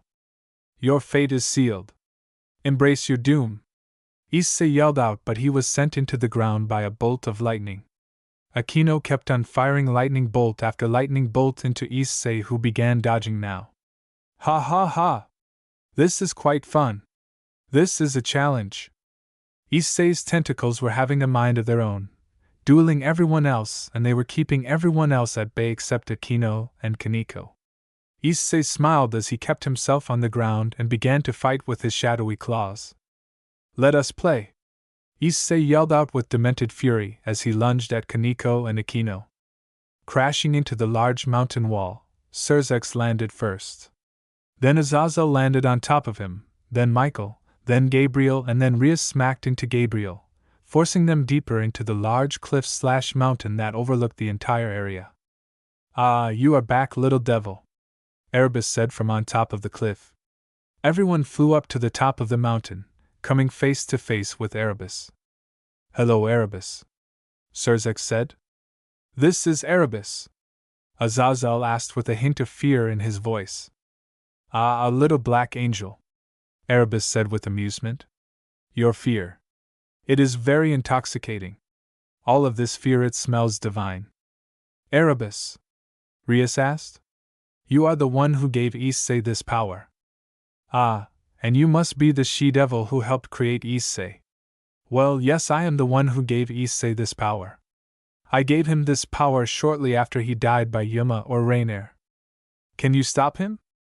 Of course I can. I can just take away all his power. Thank you? I never said I would. I just could. Will you? No. This battle here amuses me. Even now, as your forces are being decimated, does this battle amuse me? What does strike me strange is the fact that even though you are losing, Issei doesn't use his tentacles in the battle against Akeno or Koneko. It is like he wants to toy with them, or he enjoys a fight. Rias looked at him. You need to stop him now. He will completely and utterly annihilate everyone, including the human world. With a puff of breath, everyone was knocked down on their butts. You dare think you can command me? I am Arabus, the beginning of all. I was the one who created God and Satan. I am the void. I am not going to bow down to some she-devil like you. Gabriel and Michael stepped forward. Will you please stop him? This has gone on far enough. He is going to end up bringing war to the human world of the underworld, and a lot of innocent people will perish. Michael said. Yes, we humbly beg you to stop Issei, Gabriel said, kneeling now with Michael. With a chuckle, ah, how amusing. You beg to save your skins? I think you should be taking responsibility for your actions. We did nothing, Gabriel said. Really? Did you not sit idly and let these fallen angels come and kill the boy? That is right. You sat idly by and let Issei suffer through the torment of his peers. All of you did. You all here helped create him. You should fix this mistake yourself. Especially you, she-devil, Arabus said. Sirzechs was currently watching the battle, a hand under his chin. Curious. Did you have anything to do with the fact Issei is not killing anyone over there? In the distance, Issei was busy laying the smack down upon the angels and fallen angels who kept on getting up, yet they would keep getting smacked down as well. Akeno and Koneko were still fighting, though Akeno's clothes were pretty torn up and Koneko's clothes were pretty much gone. She only really had on a bra and panties. Issei was just fighting and fighting, yet there was no deaths. Ah, you really are an intelligent one, little devil. I have control over his powers even now. I can easily turn up the juice and let him obliterate your entire world, and I could easily remove his powers from existence. Why are you doing that? Turning his powers down? Simple. It amuses me. This fighting here amuses me. I have been so bored, stuck in the void with nothing to do. Now with Issei, I can actually enjoy myself. The void? Sirzechs asked. Ah yes, the void is where I live. The shadows you see here have another diamond. I am sorry to interrupt, but we need to get back to Issei here. Rias interrupted. Arabus turned her attention to the eruption by Rias. You have a lack of manners, she-devil. You really any? I do not care about manners at a time like this. Tell us what is wrong with Issei. Why is he doing this? Hey, you seem to care for the boy. Why? We did want to step in when he was being tormented. Me and Akeno did a bunch, but we stayed our hand because you don't have a good excuse, do you? No, I do not. I regret everything that we didn't do for issei. I do. Akeno does as well. All of us at the ORC regret it. We know what we did was wrong, but we thought it would have been best just to let him handle it on his own. She-devil. You asked what was wrong with issei, yes? I did. Then allow me to tell you, or better yet show you. Opening up a rip in the dimension, a portal to the void was opened. What appeared was two isseis. One was demented and attacking. The other was an issei who was alone, cold, and afraid. He still had anger on his face, but he shivered. This is the mind of issei. Issei is not well. His true self has been subdued by the rage of what has happened to him. He has kept everything bottled up inside until the night at the church. He exploded into a fit of fury, and his anger took over. What allowed this to happen was my powers. If it wasn't for the shadow powers I gave him, the corruption would have not been there. He would not be a demented fighter. You need to bring out the other issei, Rias. Only you can do it. Me? Yes, you. You were the main person who allowed his true torment to continue. I honestly think he isn't upset with his death as much as you think. I think he is upset that he was allowed to suffer. What will happen? If you can successfully bring out the mind of the real issei, I will help you out as well. However, he then glanced over to the leaders of the three factions. He will not die. If he dies from you guys due to this incident, you will deal with me. Michael chuckled. I have no interest in killing the boy. It is apparent that this wasn't as much of a threat as we were told. Yeah. Though I suppose it is thanks to Arabus that it wasn't a threat. However, I do find it interesting that there is a creature like Arabus out there. I also find it interesting how powerful issei really is. Arabus chuckled. If you wish to know the truth, I have wanted you guys to see the error of your ways and pay for what you have done. I think Rias has understood what is right and what is wrong. If we can subdue him, what do we do after this? Sirzechs looked out at the battle still. I suppose it is up to himself, Arabus and you, Rias. Arabus looked over them at the battle. I think he could be allowed back into the ORC, as you guys call it. Rias looked out at the battle. So you want me to take care of him, I take it? Indeed. I think that the devils can make a new home for issei, and he can be happy again. I think so too, Sirzechs said. However, all I will do is help you subdue him and reset his powers. He will no longer be able to go into this superform. He will not have much control of his powers anyway. He would have to relearn how to use them. I will also erase all memories of him learning how to use his powers. He will not remember this night either, nor him gathering souls. He will still know that Rias allowed his torment to happen, and I will implant a fake memory of him in the church. Oh, and he will remember tonight when you apologize or whatever. Sounds good. Shall we begin?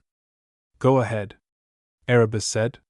He flew off of the mountain and flew straight into the battle, though he flew high above in circles, awaiting. Rias landed nearby and looked at issei. Issei, Rias called out to him.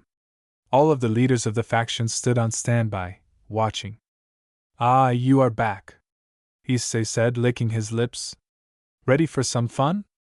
Issei, please stop this. I am sorry that I allowed you to suffer. I am so sorry that we never helped you like we should. Issei held on to his head, struggling now. No, issei said, coming back to the demented side. I refuse to listen to this. Issei, I mean it. I am begging you, please forgive me for what I did.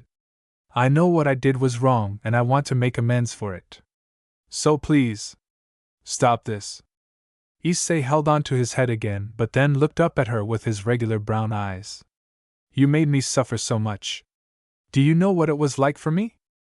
I do not, issei, and I will say I am glad not to, but you have a new life to start with. Do you really want to throw it all away? Do you think your parents would want their son to be this way? With the last sentence, Issei's eyes went wide and he began to tear up, only to pass out. The shadow surrounding his body was sucked in by Arabus's mouth, and then spat back down at Issei a few seconds later, engulfing him in a black light. It then disappeared. Issei was no longer a rampaging beast. He was now just a devil with a past of pain. Go ahead, Rias, Sirzechs said. Rias nodded and knelt down. She placed the 8 pawn pieces within Issei and claimed him as her servant, once again. It is finally over, Rias said. I have a lot to make up for. Everyone looked up at Arabus, who was flying in a circle. Arabus then disappeared into the void. Michael, Gabriel and Azazel said goodbye to Sirzechs, Rias and the ORC, taking their forces with them back to their parts of the underworld/heaven. Sirzechs left Rias and the ORC with a sleeping Issei, allowing her to take care of the boy. Koneko picked up Issei and held him like a bride while Akeno and Rias stood there near him. He is quite cute when he is sleeping, Akeno said. Yes, he is, Rias said. I want to apologize to him myself, Akeno said. We have all the time in the world to do this, Akeno. Let us give him a new life. Yes. Akeno then turned and prepared a portal. Then all stepped onto the circle, and left the underworld, returning to the human world with Issei. Issei began to groan within the void. He awoke finally and sat up, only to come face to face with Arabus again. So you are awake, boy? Yeah. What happened? Think. Everything will come back to you. At least most of it. Issei closed his eyes and he began to have flashes of what happened. He saw himself fighting Akeno and Koneko, and a ton of other beings. He saw the monster he became. A shadowy creature with a lot of shadowy tentacles, all with a mind of their own, keeping the others at bay as he fought with Akeno and Koneko. He then heard and saw Rias apologizing to him. It was blank after that. Yes, Issei. She apologized to you. You felt that she was sincere with her apologies, that you returned with your sanity. The leaders of the 3 factions and I all worked together to save you from the dark hole you were descending down. Your anger and hate, despair and misery, combined with the immense power of the shadows, creating that monster. While it was entertaining, I decided you did not deserve to go down that path, so I helped you, or should I say, I helped them help you. Why did you do this for me? Simple. You have amused me for a while now. You have kept me entertained, so I did you a favor. Plus, I suppose I felt bad for you. Do not expect me to do those kind of things again, Arabus said with a puff of his breath, knocking Issei to the ground. Heh, I will keep it in mind. So what now? Well, do you wish for me to tell you, or do you wish to find out on your own? I guess I'll find out on my own. As the best choice. Just keep this in mind. The path you were going only led to destruction. While destruction is fun, complete decimation would only make things boring, as you will have nothing to play with anymore. You were going to be unable to live your life, and now you have been given a 3rd chance. A 3rd? Hey, you are a devil, remember? Devils live for millions of years, as do angels and fallen angels. A human lives for 100? Less than that for most. You have been given a chance to live a life you couldn't have as a human. You are entering the world of the devils, and I have been watching them from time to time. The devils are by far the most entertaining species. You enjoy fighting, yes? Not even waiting for a response, Arabus continued. The devils love their fighting. There is fighting all the time. It's a constant battle, even between the factions there is fighting. I am honestly jealous of you. You are? Quite. As I am all-powerful, I can in fact go and have fun directly with you creatures, but that is not what I really want. This power, it really is a curse sometimes. As you do have my powers, the limit to the powers I gave you is quite limited. However, you are still able to be very powerful. You could be the strongest being in existence, except of course me, ha ha ha. So Issei, are you going to live your new life? Yes. I will. Good. Now I want you to promise me something. What is it? When you return, try to forgive. Do not forgive immediately, but forgive in time. Try to live your life. Without even waiting for a response, Issei was awakened in the real world, by Arabus forcing him out. Issei opened his eyes and found himself in a familiar settings. He found himself in the office of the ORC where Issei was told what he was, what they were, and where he was told he was a servant. He looked around and noticed he was alone, and it was midnight according to the clocks. He sat up and put his head and his hands down, rubbing his eyes. I see, Arabus. This is what you have meant by forgiving. So I am back with them, am I? Heh. I suppose I am not as angry as I once was. I feel renewed, free from the constriction of my rage. Is it because I let it out that night? He then heard a voice, Arabus. Yes. When you fought them that night, you released an immense amount of your negative emotions. If you had kept it in any longer, you would have never returned to us. You would have become a shell of your former self, and walked the path of absolute annihilation. How can I hear you? Issei said out loud. Oh good, so this does work. Look in front of you, Issei, on the floor. Issei looked on the floor in front of him, and what he saw was freaky. Arabus's head was looking right at him, but it was 2D. You are my shadow? Indeed. I have decided that this would be a great way to enjoy myself as well. I can manifest myself into a physical form as well in time, turning into an actual warrior for you. It's living shadow. I think that would actually be fun to have you around like that. As do I. Well, it is time that I take my nap. Dealing with you the past week has been tiring. Good night. Arabus said, disappearing from the shadow, no longer actually making a shadow onto the floor. Issei stood up and walked towards the large bay window, looking out into the sky and the schoolyard. The full moon was out, and it was shining bright. The moonlight was basking him in its glow, and it made him feel alive. It made him feel as if he had a new chance at life. I have not forgiven anyone for what they did, but now I feel like I can. I feel like I can move on. If the devils can make me happy, I will embrace it. I do not want to feel this anger or sadness anymore. I just want to be happy. Thank you, Arabus. It was about 3 in the morning at the clubhouse, and Issei was still wide awake. He wouldn't need sleep until at least 3 in the afternoon. He was not tired, so he would not sleep until he was needed to. Issei was sitting outside the clubhouse, sitting on the roof and watching the sky. He wasn't really thinking about much, just sitting there watching the moon. He was thinking about how different he felt. He felt weaker, and he wondered why. He never got to ask Arabus, but he felt like he had no powers whatsoever at the moment. It's because you have no powers. Arabus spoke up, his shadow face next to Issei. Oh, did you sleep well? Issei asked. I didn't sleep that much. I need to take a vacation one of these days from you and well sleep. Ah, I'm sorry. Nah, don't blame yourself. If anything, it's my fault. I am busy trying to get you back on track so you can entertain me more. You are so sweet, Issei said, mocking him. With a slight growl, Arabus continued to talk. I took away your powers that night, and then gave them back. Basically, you have no control over your powers, so you cannot use them. You have to work to use them, though you won't have any trouble with that. I know you. I see. Oh, and you may also change the way your powers work. You don't have to have powers like the ones you used before. You could make your shadows into anything you desire.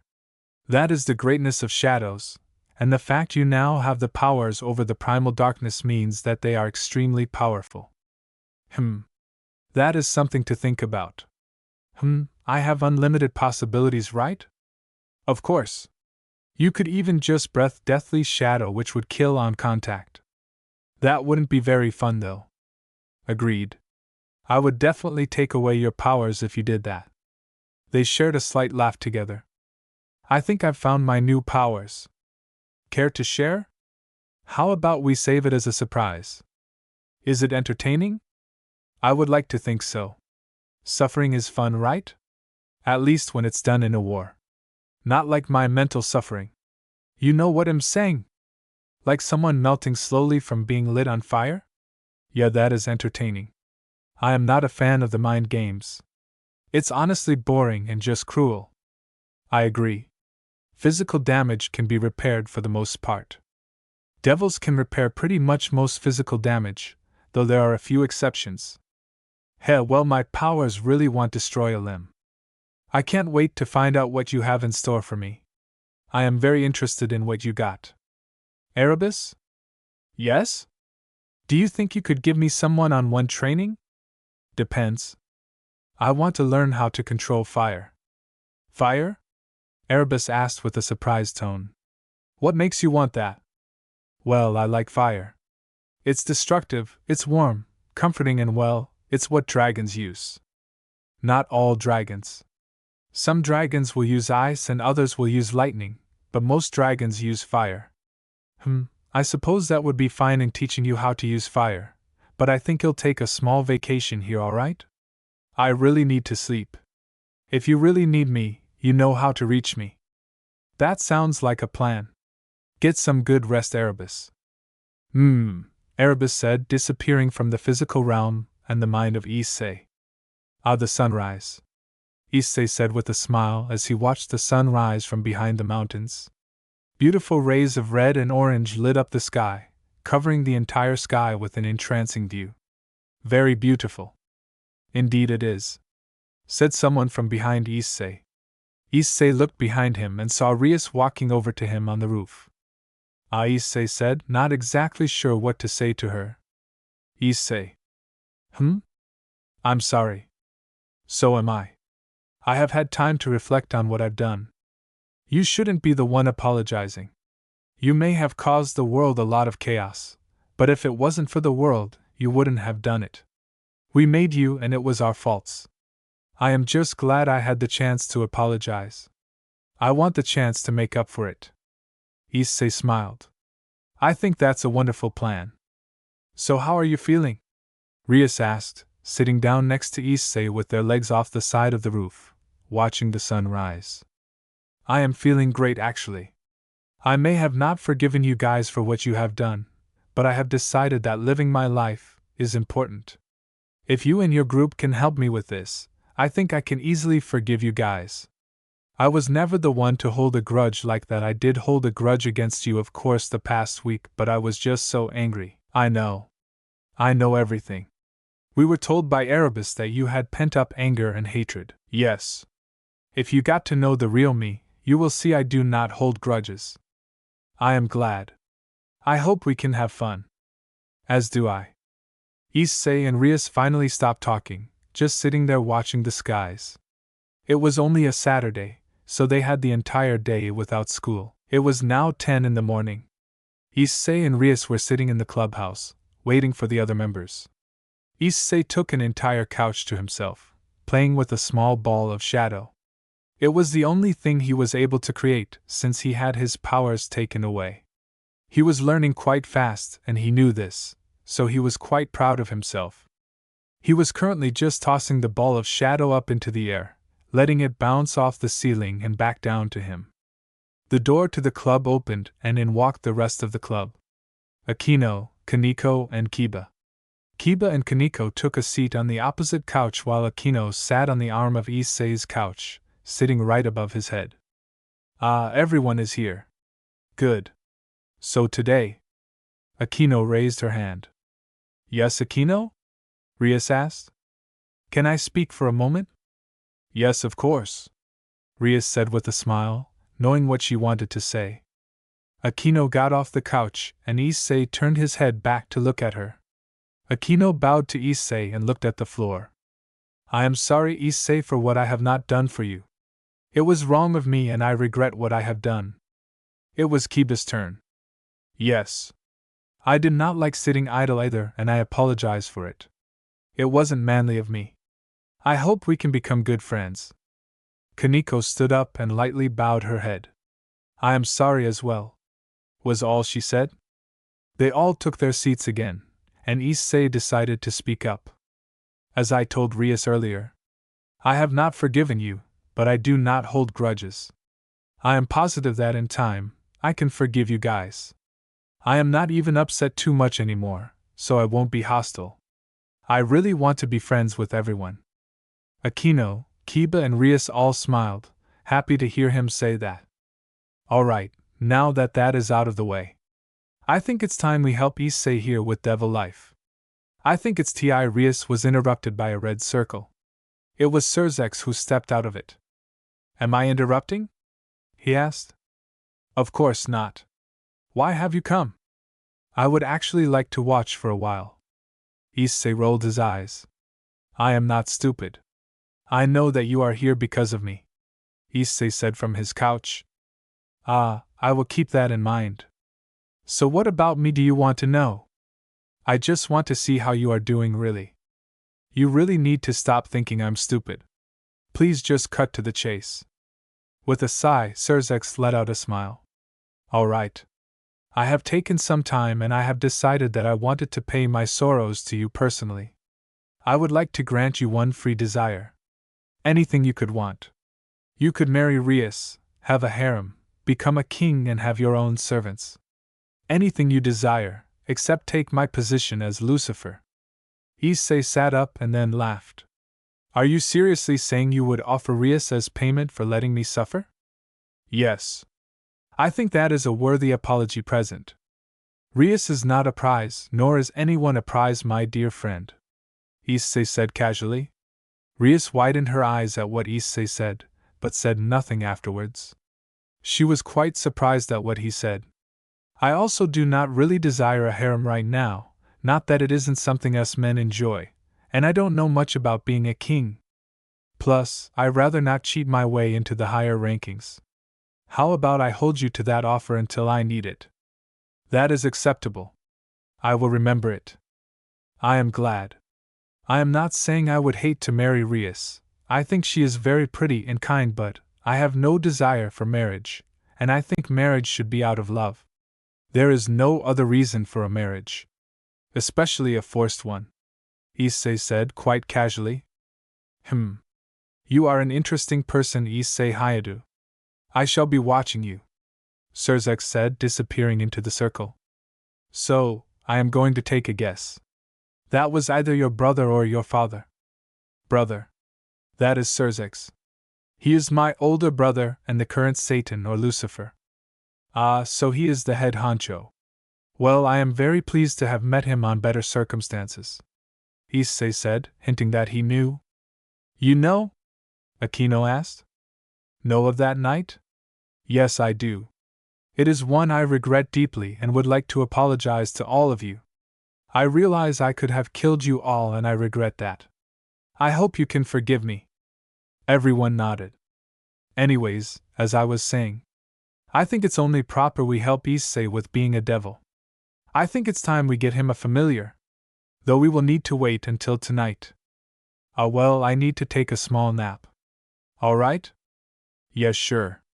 I will come and wake you up in a few hours, Rias said. Issei nodded and headed towards a dark corner. He closed his eyes and began to inch forward, as his body began to merge with the shadow. Issei then disappeared into the shadow, coming out at his own house. He laid down on his bed and began to take his rest, wanting to get his sleep schedule back on track. It was now 8 in the afternoon, and Issei slept for about 5 hours. This gave him enough rest to get him until all devils usually went to bed at like 2 or 3 in the morning. Devils did not need as much sleep as a human to function. Entering Issei's room, Rias shook Issei's leg, hoping to get him awake. Issei quickly sat up and faced the ORC. Akeno. Prepare the circle. Okay. Akeno prepared a magic circle. Alrighty, shall we go? Rias asked. Sure. I'm good, Issei said. He walked into the circle with the rest of the ORC. Issei then opened his eyes and found himself within a new world. It was dark, scary, and was a forest. It looked dead. Issei then walked forward ahead of everyone, searching for a familiar. He then stopped and looked back. He then walked over and rubbed the back of his head. I actually think I should get to know what a familiar is first. Oh, my apologies, Rias said. A bat then appeared on her shoulder. This is my familiar. Familiars are creatures that basically do the lower class work for us, and they can actually have some combat capabilities. They can have certain powers that are a bonus too. Oh, I see, issei replied. He then looked around and noticed there were many creatures running about, but then he spotted the different familiars that everyone had. The first was Kiba's familiar, which was a large spider. This spider was as big as a dinner plate, and it rested on his shoulder. That is awesome. I love spiders. He then turned to Akeno's pet, looking at the imp. I wonder if they giggle, issei said, poking the imp's belly. The imp decided to bite him instead of giggle. Ow. I thought you guys were like the doughboy on the commercials. He then turned to Koneko, who held a small cat in her arms. Ah, it's so adorable, issei said with a smile. He took a finger and began to rub the belly of the cat, smiling. His name is Shiro. I like that name. He is so cute. He looks like you. All of their familiars then disappeared into nothingness, so with that, issei disappeared from the group. Issei, don't wander around. It's dangerous, Rias warned him. Issei, however, did not hear her as he was crashing through the forest, though he did evade the ground familiars. Issei kept on running until he found a large cave. He saw that there were many bones scattered around the mouth, which was a dangerous sign. Danger only makes things more fun, issei said, walking into the cave. He kept on walking and walking, eventually coming upon a large lake. This lake was lit up by gorgeous gems and luminescent moss. However, coming out of the water was a creature. This creature stood tall. He was at least twice the size of issei, and he had 9 heads. It was a large black Hydra, and it looked sinister.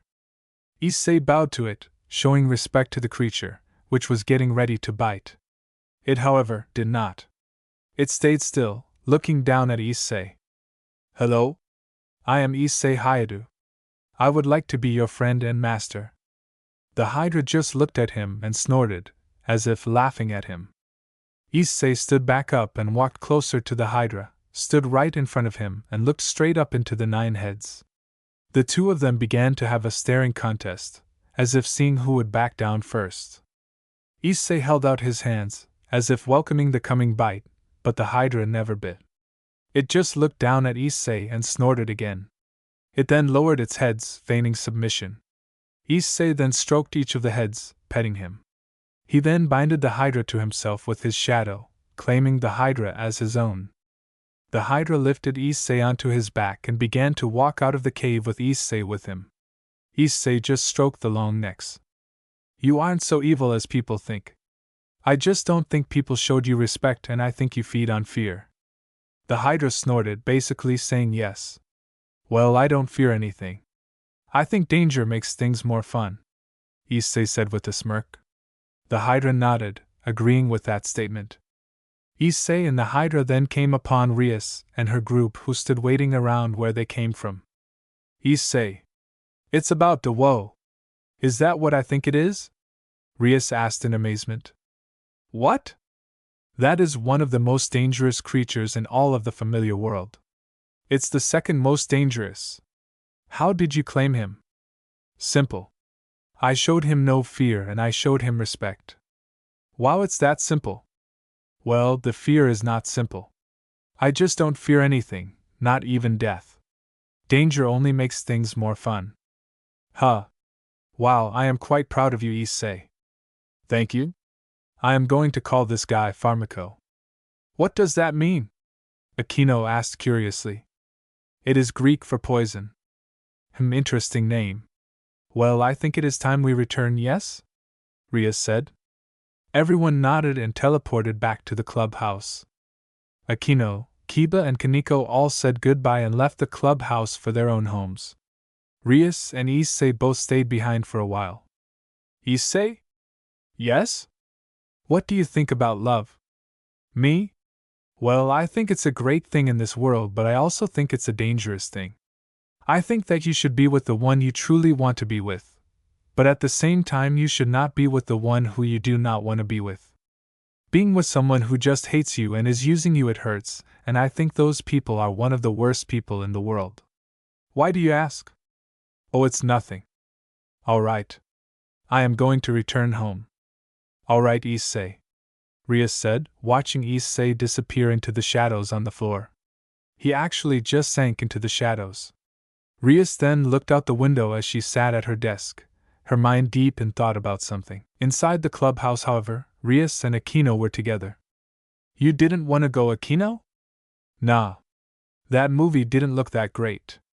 I much prefer those torture movies with the guy who rides the tricycle. Ah, that is kind of you, isn't it? You know, it's funny. What is? Issei. He has been on about 10 jobs and never once has he ever gotten a pact, yet each review said very positive things and they actually say they want him to come along more. They had a lot of fun and it was a great time. As a devil, he sucks yet everyone adores him. It's kind of interesting. It's really an odd case. Is that so? I fear that if Issei keeps failing he's going to lose confidence. I don't think he will. He doesn't really have an attitude like that. I think he is just trying to enjoy his life and not really worry about anything. I think he has the attitude of, I don't give a. Still I think it would be great if he actually got a pact for once. You seem awfully worried about him. Do you have feelings for him? Rias blushed and shook her head. Of course not. All right, President. I'm going to head home if that is okay. Yes, of course. Akeno left the clubhouse and Rias turned to look out the window, only to see a bright white light behind her. It was a magic circle. Grafia, Rias said. Back in the movie theaters, the movie ended finally. Everyone stood up and cheered besides Koneko. It was a fantastic movie and worth seeing. The three then left together, heading outside. So, anyone hungry? Yeah, I can eat. What ya have in mind? How about a seafood joint? Said Koneko. I could for some fish. You. Kiba nodded and they all went on their ways to get some fish. It took a couple hours, but they finished with full stomachs. They were on their way back to the clubhouse, only to meet up with Akeno on her way back to the clubhouse. She forgot something there. Oh hey Akeno. Oh hi Issei. Was the movie any good? Oh, it was great. I enjoyed it very much. It was rad. Yeah, I enjoyed it. Some great fighting scenes. That's good. So Issei, how do you feel about Rias? I dunno. I think she is very kind and she is drop-dead gorgeous. She is awfully strange compared to other people I have met, but in all honesty everyone here is strange as hell. It isn't a bad thing but it's quite something to get used to for a recluse like me. They arrived at the clubhouse, and everyone felt a very dangerous chill. I have a bad feeling about this, Issei said, but he calmly walked in. But this may just turn out to be quite a lot of fun. They all arrived into the clubhouse, and Rias was sitting down on the couch with another man. This man had quite a sinister look to him, but he didn't look too evil. He had dark blue eyes, short blonde hair, and he was very handsome. Issei was cute, but this other guy was handsome. He looked quite a few years older than Rias, and he was currently playing with her hair and rubbing her leg. He wore a burgundy blazer, matching pants, black shoes, and he had a white dress shirt on that was one button short from being buttoned up, so he gave a view of his masculine. So everyone is here, Grafia said from the corner. Issei turned and looked at the girl he did not recognize. Rias. What is going on? Issei asked. Who is this guy and why is he getting very cuddly with you? Rias was about to speak, but Grafia did instead. This man is Riser Phoenix, heir to the Phoenix family. He is Rias's fiancé. Issei raised a brow at these new developments. So, Rias here is going to marry this guy who seems to make Rias feel uncomfortable. Yeah, I think he needs to take his hands off her, Issei said, approaching Riser. Rias opened her eyes and opened her mouth in an attempt to stop Issei, but Riser got up first to look at Issei. I advise you to sit down, little boy. You are messing with someone beyond your capabilities. Perhaps, but I really don't care. I do care about this though. You are making my friend uncomfortable. It seems to me she doesn't like you. Am I right, Rias? Issei, please sit down, Rias asked. Grafia turned her head sharply at the mention of his name, but she said nothing. Issei sighed and sat down, grumbling to himself. Riser smirked triumphantly and went back to stroking Rias, but Rias quickly got up and walked a few feet away. Stop it, Riser. Get it through your head. I have no intention of marrying you. But Rias, this marriage was put in place by your family and mine. You know as well as I do this is for the good of the devil race. My brother and father are in too great of a rush. Who I marry will be my own choice, not theirs. For the final time. I will not marry you! Riser got up and held her chin for her to look at him. Riser bears the reputation of the House of Phoenix. I will not accept anyone besmirching my good name. Issei got up in a bit of anger. Riser doesn't care if he has to burn everyone in this room to ashes. You will return to the underworld with me, and we will be getting married. Riser and Rias began to glow orange and red respectively, preparing for a battle. Grafia, however, stepped forward. There is no need for decimation. As you know, I am here by order of sirzechs. If you continue to be selfish, I am given a last resort. A raiding game. Of course he did, Rias said with a bit of anger. Ah, what an interesting development. I think this is a perfect way to settle this. Issei decided to speak up. I don't know what this raiding game is, but does it allow me to kick this guy's ass? Riser turned to him and smiled. You lower-class devils are so funny. As if you could ever match me. Issei growled and glared at Riser. Rias, is this all you have as your group? Yes. It is all I need. A pity. Riser has a full team. Riser snapped, and out from his circle came 14 females, a full party. Ubeluna? Yes, my lord? A girl with black hair with purple highlights stepped forward. Riser then leaned down to her lips, and he began to make out with her for a few moments. Issei's eyes widened and then he began to growl angrily. We need to prepare, all right? Go get our group ready for the game, all right? Riser asked of her. She nodded and her entire team disappeared. Goodbye, Rias. You will have 10 days to prepare yourself and your team. Goodbye, Riser said, disappearing into his circle. Issei was clenching his fist, already hating the guy. Not only does Riser not even love her or care about her feelings, he is making out with a girl right in front of her. He knew this was just like Rainier almost. Is 10 days acceptable, Rias? 10 days is enough. I hate to admit it, but we need the help. I will go and inform sirzechs. Farewell, Grafia said, disappearing. Rias turned to her group and sighed, very unhappy. This was going to be tough game. The ORC made a trek high into the mountains for some training. They arrived at a cabin in the woods which was owned by the Gremries. Rias and Akeno were actually off training together. Kiba was practicing stances in his form, and then there was Issei and Koneko. These two were preparing for their own training after Rias decided that he needed help with physical combat more than magic or swordsmanship. Issei was already a natural with magic and all of that, and he really didn't need the swordsmanship, but he would still train sometimes with kiba. His training, however, was with Koneko, who would spar over and over, getting Issei stronger and stronger. You ready? Give me your best shot. They both then ran at each other and began to fight. Koneko came at him first with a powerful jab at his stomach. Issei rushed into the fist and took it head on, only for him to grab Koneko from her waist. He then picked her up, getting her upside down, then he turned and slammed her down onto her back. Issei quickly dove onto her short body and began try and get her into a submission hold. This, however, turned to be futile as Koneko easily used her superior strength and her tiny form to quickly outmaneuver Issei's larger figure. She got behind him and got his head in between her legs and began to squeeze, cutting off his air and making him fight for it. Issei used a bit of strength and actually lifted her onto his shoulders like she was getting a ride, then he slammed her into a tree by running back into it. However, Koneko kept her grip. Issei then felt himself getting weak, only to pass out shortly from lack of oxygen.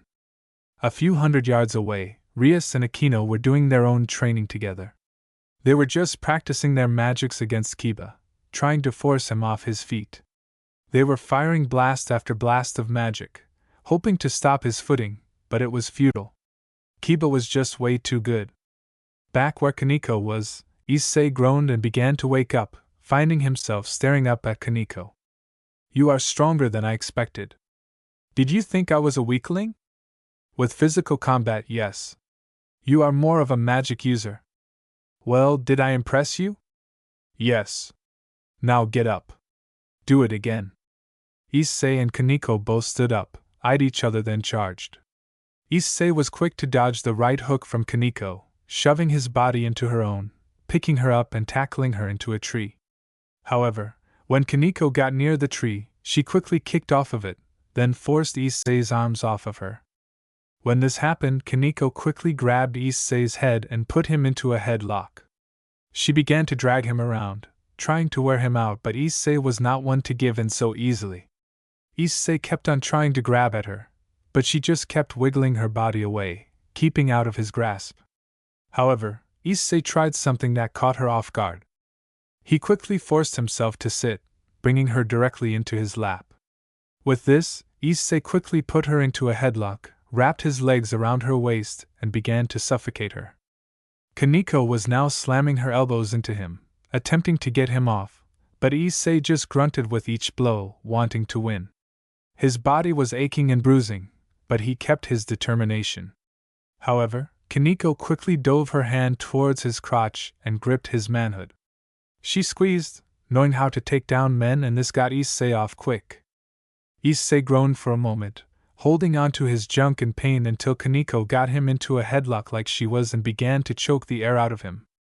Issei began to do the same thing to her, slamming his elbows back, but that was pointless. She was much stronger than him in endurance anyway. Koneko kept her grip, and eventually Issei's movements died down, another pass out. Koneko let him go and let him rest, sitting next to him until he awoke. "He didn't even try to stop me by grabbing onto me, why? Did he not want to, or did it not just cross his mind? He could have easily gotten me off." When Issei woke up next, it was nearly sundown. Koneko helped Issei to his feet. "It's time for dinner." "Ah, right." Koneko and Issei walked silently back to the cabin, ready for the dinner that awaited them. The dinner table was set in the large den. It was a warm summer day, so there was no need for a fire, of course. They all sat down at the table and began to dig into the dinner of rice, orange chicken, peas, carrots, onions, mushrooms, and some peppers. The onions, mushrooms, and peppers were all really well cooked, so there was no taste to them, so it was just a really healthy addition to the meal. Issei was already chowing down like his life depended on it, and he ate like an animal compared to the more delicate eating styles of the others. Even Kiba ate like a gentleman. Issei was just a pig, but he was Issei. "So Koneko, how would you rate Issei today?" "He is weaker than me, but he has a lot of potential. He never gives up nor gives in, always fighting to the very last moment. He has gotten me several times trapped in a corner, but I was never beaten." "You grabbed my junk," Issei said, clearly offended about her dirty fighting. "Fight to win or you die." Issei just grumbled and went back to his plate, finishing off the food. He had the most of the food by far, but that was okay since no one ate as much as him ever. The meal finished in silence after that until Rias said, "All right, it's time to take a bath." "You serious? A bath?" Issei said, enthusiastic. He really wanted a nice hot bath, but Rias took his enthusiasm the wrong way. "You want to join us, Issei?" What? I never said that. Are you saying you don't want to bathe with us?" "I never said that," Issei said, but his eyes widened at what he said. "So you do?" "I never said that either." "Does our bodies not appeal you?" Akeno asked. She saw how feared he was becoming, so she decided to have some fun. What? "No. Of course they do." "So do you want to see me?" Akeno asked with a devious smile. Yes, no, issei just slammed his head down on the table and pulled out a white flag, waving it around. Akeno just giggled happily, Rias just smiled, and Koneko just stared at him quietly. So, I am fine with him coming. Akeno? Rias asked. Oh, I think it will be a lot of fun. We could also wash him, Akeno said with a giggle. She saw that issei went red quickly, so this was a lot of her for the sadistic girl. Koneko? I don't care. Then it's settled. Issei bathes with us. Issei just let out a groan, not really sure what to feel. On one hand, he was excited at the idea of washing a girl and getting washed by a girl. He also was excited at seeing them all, and all those other dirty things that can happen. On the other hand, he was trying to be a gentleman. Isn't that what girls like? He was just so confusing, and he knew that Akeno was doing it on purpose to him. He just wouldn't dare call her out on it.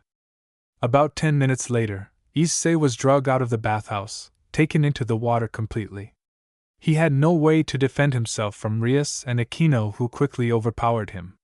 He had one hand on his crotch and the other hand was being taken by Akeno, while Rias just walked ahead of him. Issei had his eyes tightly shut, not wanting to peek. He was a gentleman, so he would not peek even if he was given permission. I mean, he really loved women and their body parts, but this is just so sudden, and given permission by 3 beautiful ladies is just overloading his mind. Issei sighed in pleasure as he felt the hot water soothe his leg as he stepped into the bath. He was quickly led into the bathe, then released by Akeno. Issei sighed and began to slouch down, really loving this bath. He even uncovered his junk to put his hands behind his head.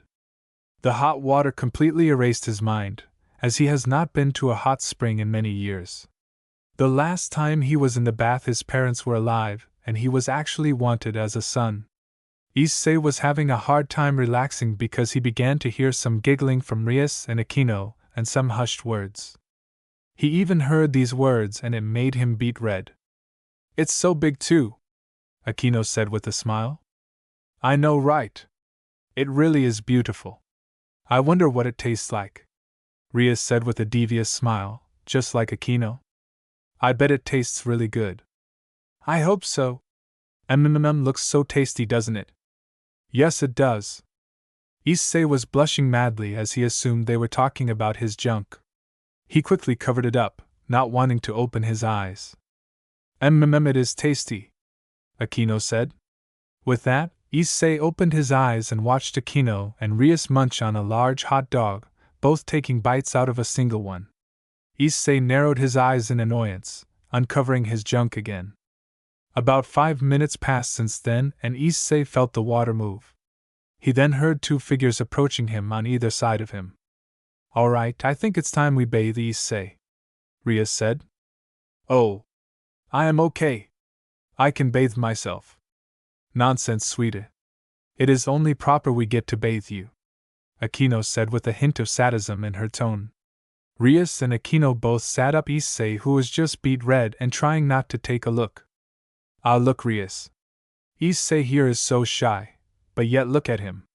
It looks like he is also excited, Akeno said, teasing the boy. Oh, Issei, you naughty boy, Rias said. It was then Issei felt trapped. Rias quickly got behind him and Akeno got in front of him. He then felt both of their massive press against his body, and his mind fell into a state of pure bliss.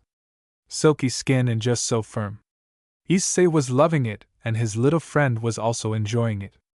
He then felt them both rub him up and down with their own hands, washing his body with their own hands. Issei was just blushing, going into a manly overload. Thanks for watching this video. If you really enjoy this video, like, subscribe, and comment down below, and turn on that bell notification. Don't forget to support and follow the Doug Dimidomex for writing that awesome fanfic, and also make sure to comment on this story, link in the description. See you in the next video. Goodbye.